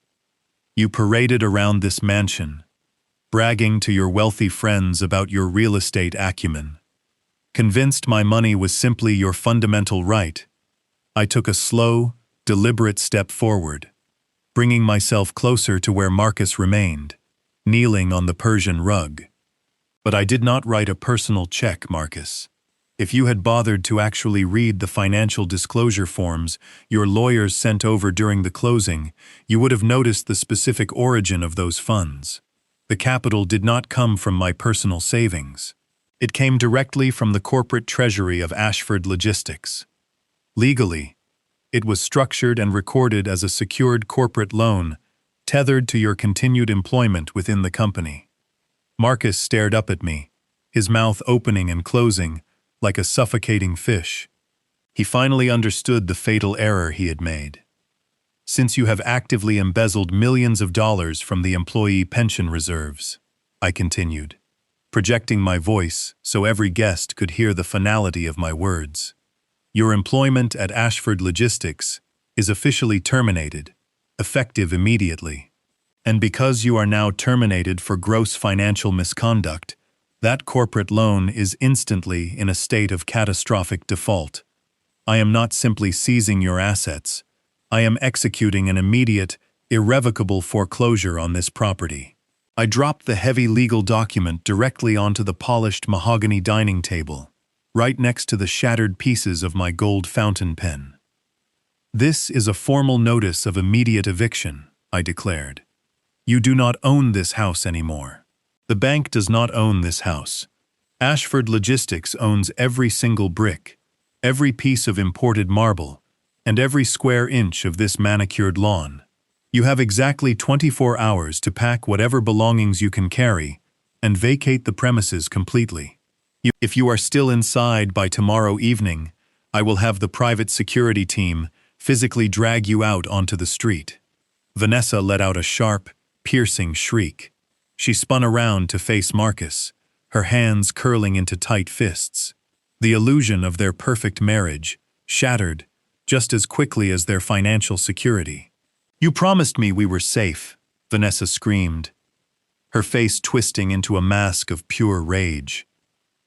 You swore to me that your father was too stupid to figure out the transfers. You told me the pension money was untraceable. You ruined everything. You completely ruined my entire life. Before Marcus could formulate a pathetic excuse, Vanessa raised her hand and struck him across the face. The slap echoed through the silent dining room like a gunshot. Marcus recoiled, pressing a trembling hand to his reeling cheek. But Vanessa was not finished. She stood over him, her voice dripping with venom. I am filing for divorce the second I leave this house, she spat, her tone entirely devoid of residual affection. I am not going to federal prison because you were incompetent. You are completely on your own, Marcus. Do not ever speak to me again. She turned on her heel and marched toward the front door, pushing violently past the stunned guests who quickly scrambled out of her way. She did not look back. As Vanessa stormed out of the mansion, the two federal agents stepped forward, closing the circle around Cordelia. The matriarch shrank back against the wall, her aristocratic arrogance completely replaced by raw panic. She clutched her diamond necklace, her breathing turning rapid and shallow. You cannot do this to me, Cordelia stammered, looking frantically between the agents and my unyielding face. I am a respected member of this community. I serve on 5 charity boards. You cannot arrest me in my own home. I have powerful lawyers. I will sue you for this unbelievable indignity. The lead federal agent reached into his jacket and pulled out a heavy pair of steel handcuffs. They clinked together with a sharp, terrifying sound. Cordelia Ravensworth, the agent said, his voice deep and authoritative. You are under arrest for multiple counts of federal wire fraud, interstate money laundering, and conspiracy to defraud a federal pension fund. You have the right to remain silent. Cordelia let out a hysterical scream. She thrashed wildly as the agent stepped forward, grabbing her arms and twisting them forcefully behind her back. The cold steel cuffs snapped shut around her wrists. She kicked her designer shoes against the floor, weeping loudly and begging her wealthy friends for help. But the guests simply stared at her in horrified silence. No one stepped forward to defend a woman exposed as a desperate criminal. The agents practically dragged her out of the dining room, her shrill cries echoing down the long hallway until the front door slammed shut, severing her completely from the life she had stolen. Marcus remained kneeling on the floor, surrounded by the wreckage of his entire existence. He had lost his wife, his home, his career, and his freedom in a matter of minutes. He looked up at me, tears streaming down his face, his eyes red and swollen with absolute despair. He crawled forward on his hands and knees, reaching out to grasp the hem of my trousers. "Dad, please," Marcus begged, his voice cracking into a pathetic, desperate sob. "Please stop this. I am your son. You cannot just leave me here with nothing. You cannot let them send me to a federal prison. I will do anything you want. I will confess to everything. Just please forgive me. Please do not walk away from me." I looked down at the weeping, pathetic creature, groveling at my feet. I felt absolutely nothing. The son I had loved and protected for 40 years was already dead, replaced long ago by this greedy, soulless parasite. I slowly reached down and pulled my trousers free from his trembling grasp. I did not offer him a single word of comfort. I simply turned away from him forever. I walked over to Margaret. She was standing near the arched doorway, radiating a quiet, invincible strength. I gently placed my hand on her arm, offering her a soft, reassuring smile. We walked together toward the exit, our footsteps echoing loudly through the silent, cavernous mansion. I did not look back at Marcus. I simply stepped over the shattered glass of Cordelia's ruined wine, leaving the wreckage of their lives entirely behind us as we walked into the cool, peaceful, dark night air. The drive back to our hotel that night was enveloped in a profound and heavy silence. Margaret held my right hand tightly, resting on the center console of the car. Neither of us spoke a single word. We did not need to. The colossal weight that had been pressing down on our chests for the past week had finally been lifted. We had walked into a den of vipers and dismantled their entire treacherous ecosystem with absolute precision. But as we rode through the quiet, dark streets of the city, I knew the battle was not entirely over.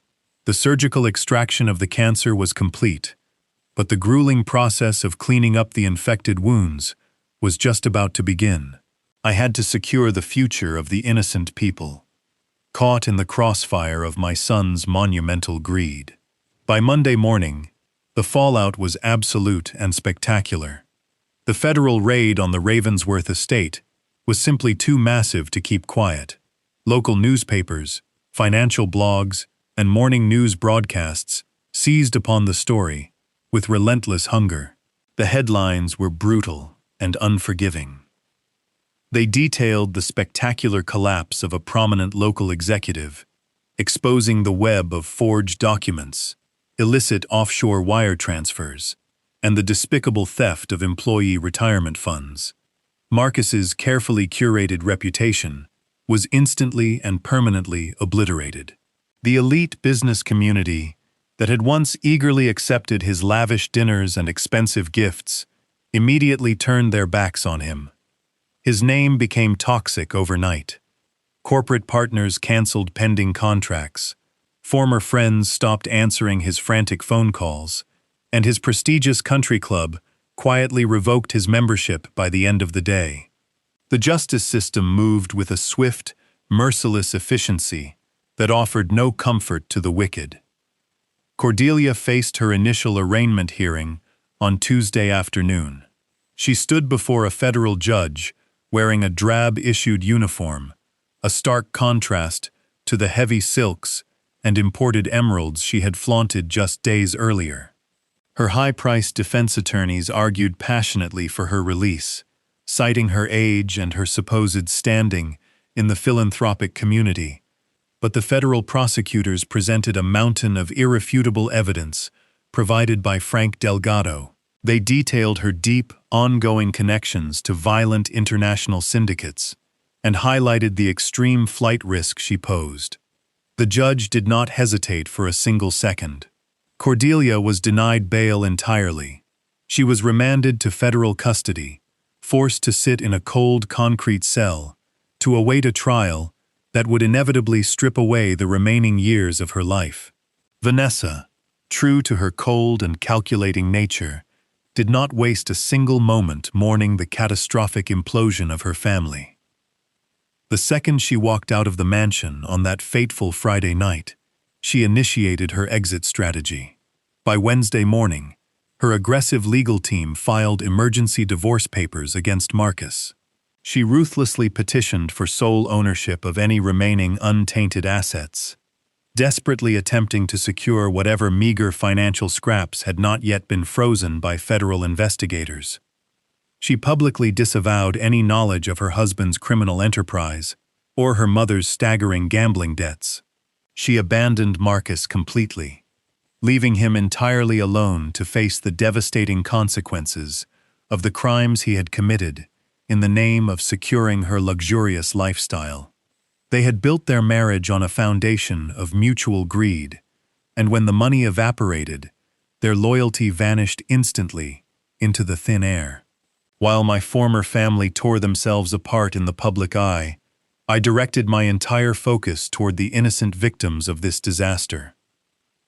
I returned to the primary headquarters of Ashford Logistics on Thursday morning. The atmosphere in the building was thick with palpable fear and uncertainty. The employees had seen the news reports. They knew their pension funds had been raided. They looked at me with wide, terrified eyes, wondering if their decades of hard work had simply vanished into the pockets of offshore criminals. I called an emergency meeting in the main warehouse, gathering every single worker, manager, and administrative assistant on the payroll. I stood before them on a wooden shipping pallet, looking out at the sea of anxious faces. I did not offer them corporate platitudes or hollow promises. I spoke to them with absolute, transparent honesty. I confirmed the horrifying truth that my son had systematically embezzled over $4 million from their dedicated retirement reserves. A collective gasp rippled through the crowd, followed by a heavy, despairing silence. Then I told them the rest of the story. I explained that I had personally liquidated my massive private stock portfolios and transferred the company's primary mortgage lien directly into my secure personal trust. I looked directly at the men and women who had dedicated their lives to building my company. I told them that their futures were not tied to the failures of my son. I announced that I was using my own personal secured wealth to completely and instantly refund every single dollar that had been drained from the pension accounts. The money was already wired. The accounts were fully restored, and their retirements were absolutely safe. Furthermore, I pledged a personal guarantee to match their upcoming quarterly contributions as a gesture of profound apology for the stress my family had brought to their doorsteps. The reaction was overwhelming. The heavy silence broke, replaced by a wave of profound, tearful relief. Men and women who had worked the loading docks for 20 years approached me with tears streaming down their weathered faces, shaking my hand and expressing an emotional gratitude that humbled me to my core. I had walked into that warehouse as a man broken by the ultimate betrayal of his own flesh and blood. But I walked out, surrounded by the unbreakable, undying loyalty of my true family, the people who actually understood the meaning of hard work, dedication, and mutual respect. Margaret and I spent the next few weeks quietly dismantling the remnants of our old life. We had no desire to return to the sprawling, empty estate that Marcus had tainted with his greed. We sold the large house and purchased a small, modest, single-story home on the quiet outskirts of the city. It had a wraparound porch, a small garden for Margaret, and a sense of absolute peace that we had not felt in years. We settled into a quiet, comforting routine, slowly healing the deep emotional wounds inflicted by the people we had once trusted most. It was a Tuesday night in late November, when the fragile peace was suddenly shattered. A violent, unseasonal thunderstorm had rolled into the valley just after dinner. The wind howled fiercely through the bare branches of the oak trees surrounding our modest property, and heavy sheets of freezing rain battered against the window panes with aggressive force. Margaret and I had gone to bed early, exhausted by the damp chill in the air. We were wrapped warmly in heavy blankets, the rhythmic drumming of the storm lulling us into a deep sleep. Then, exactly at the stroke of midnight, the loud, jarring chime of the front doorbell echoed sharply through the silent house. I sat up instantly, my heart hammering against my ribs. The digital clock glowed green, displaying exactly midnight. Beside me, Margaret stirred, her hand reaching out to grasp my arm. The violent storm outside was raging with terrifying intensity. The relentless wind lashed freezing rain against the siding of our modest home. But the frantic, continuous ringing of the front doorbell pierced sharply through the cacophony of the weather. No one arrives at a secluded house in a torrential downpour at midnight, bearing good news. I threw off the wool blankets and swung my legs over the edge of the mattress. I slid my bare feet into my slippers and wrapped a flannel robe tightly around my shoulders, tying the belt with precision. Margaret sat up against the headboard, her eyes wide with sudden fear. I raised a calm hand, silently signaling for her to remain within the bedroom.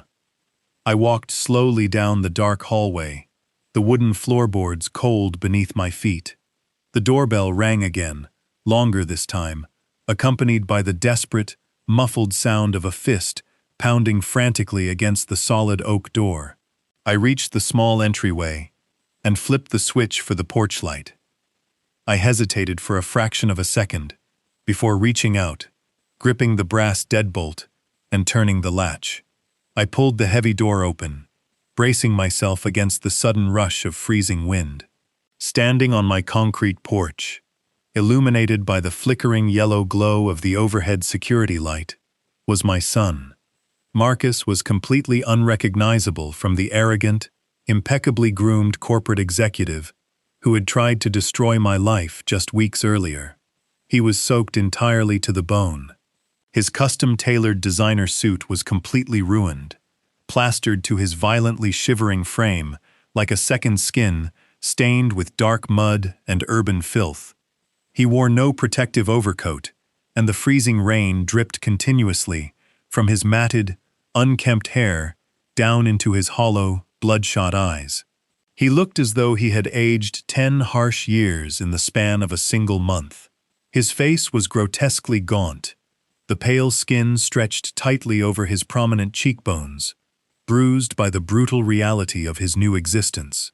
He was shivering violently, his teeth chattering so hard they made a rhythmic clicking sound against the deafening roar of the raging storm. He had absolutely nothing left in his possession. He carried no luggage, no bag, not even a cellular phone in his trembling, dirt-stained hands. He was a broken, desperate creature who had been entirely chewed up and spat out by the very same harsh reality he had so arrogantly tried to manipulate. I stood silently in the doorway, physically blocking the entrance, my expression a completely unreadable mask of absolute detachment. I did not step aside to invite him into the comforting warmth of my hallway. I did not offer him a dry towel or a cup of hot coffee. I simply looked down at him, letting the freezing cold reality of his pathetic presence settle heavily between us.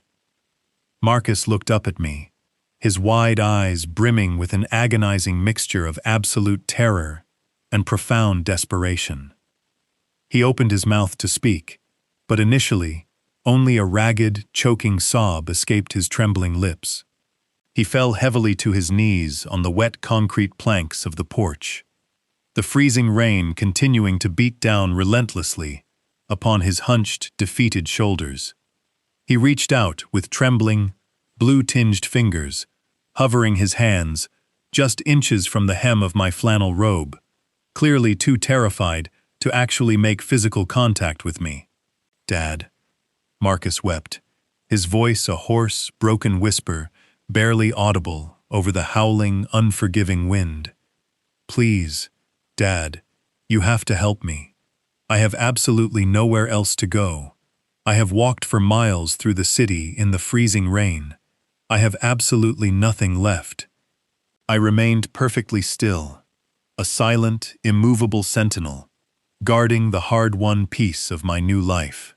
I waited patiently for him to continue, knowing with absolute certainty that the true cowardly nature of his character would inevitably reveal itself, even in his absolute lowest moment of defeat. Marcus sobbed much louder, wiping his wet, filthy face with the back of his shivering, bruised hand. "It was not my fault, Dad," he pleaded, his voice rising in a frantic pitch as he desperately tried to rewrite the damning narrative of his own spectacular destruction. "I swear to you, on my life, it was all Vanessa and Cordelia.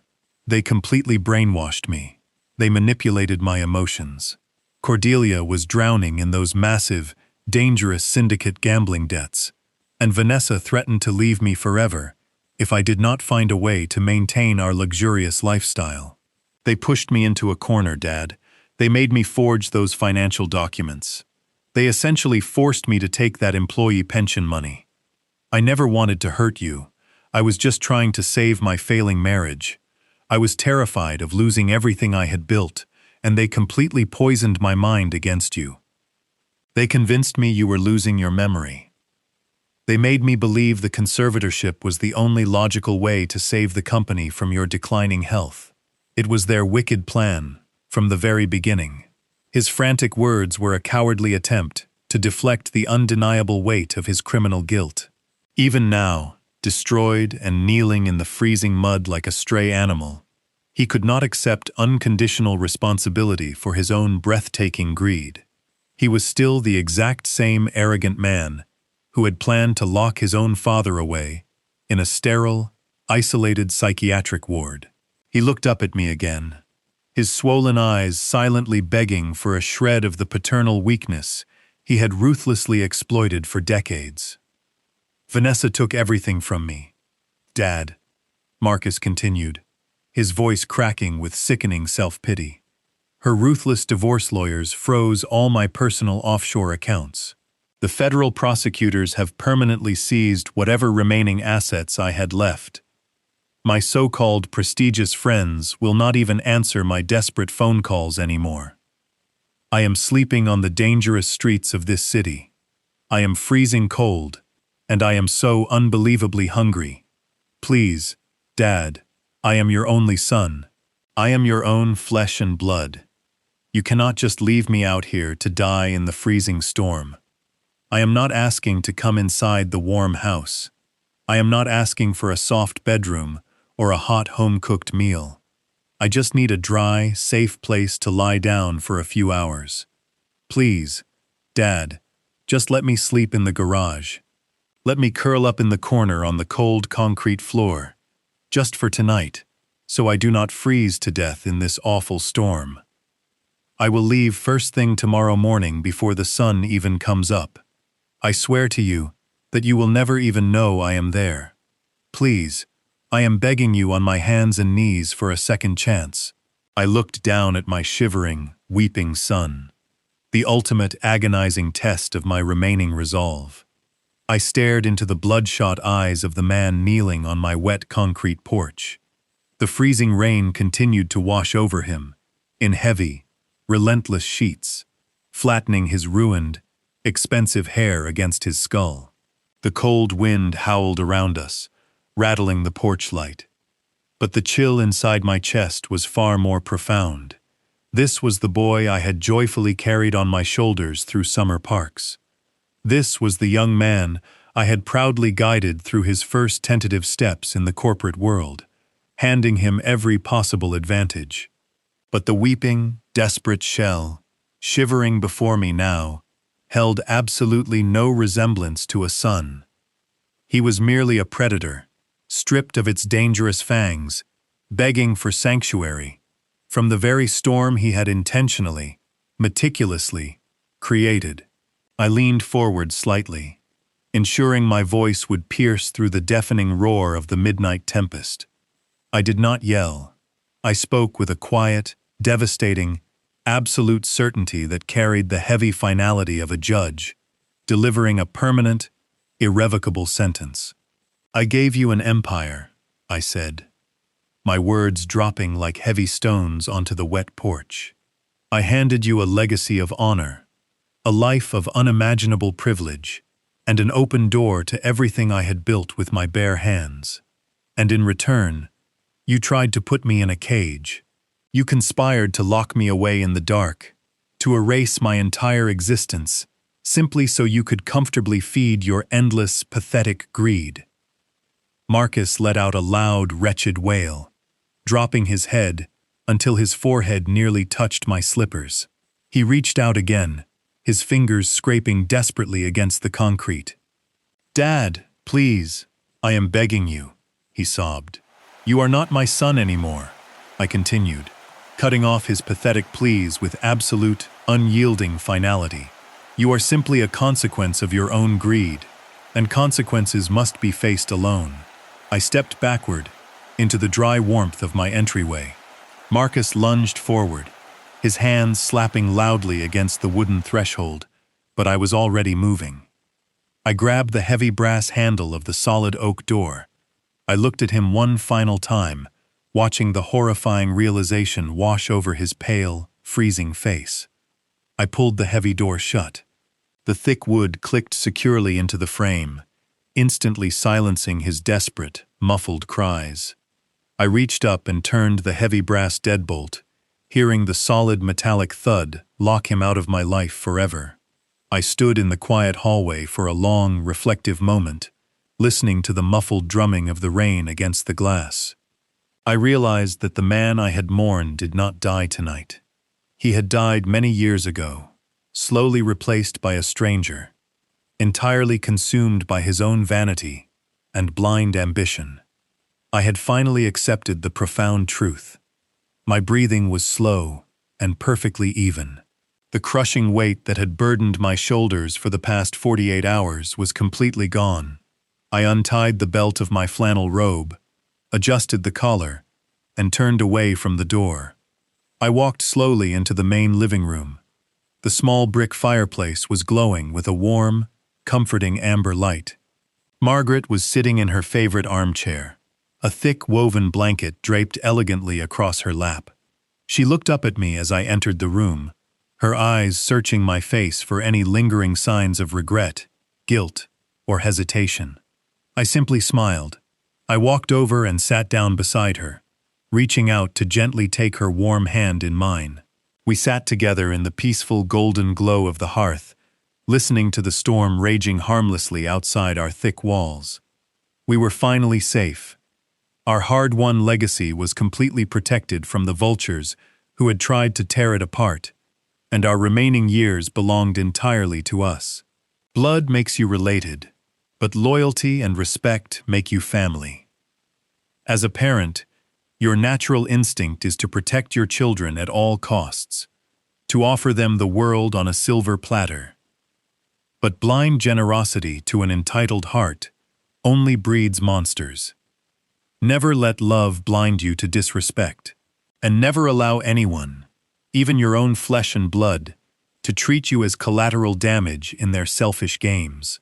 Sometimes, the most profound act of self-love and tough love combined is having the courage to close the door on those who only saw your worth in dollar signs. Have you ever had to cut ties with a toxic family member to protect your own peace? Share your story in the comments below. Do not forget to hit the like button and subscribe for more real-life stories of survival, betrayal, and ultimate justice. Thank you for watching and supporting my channel today.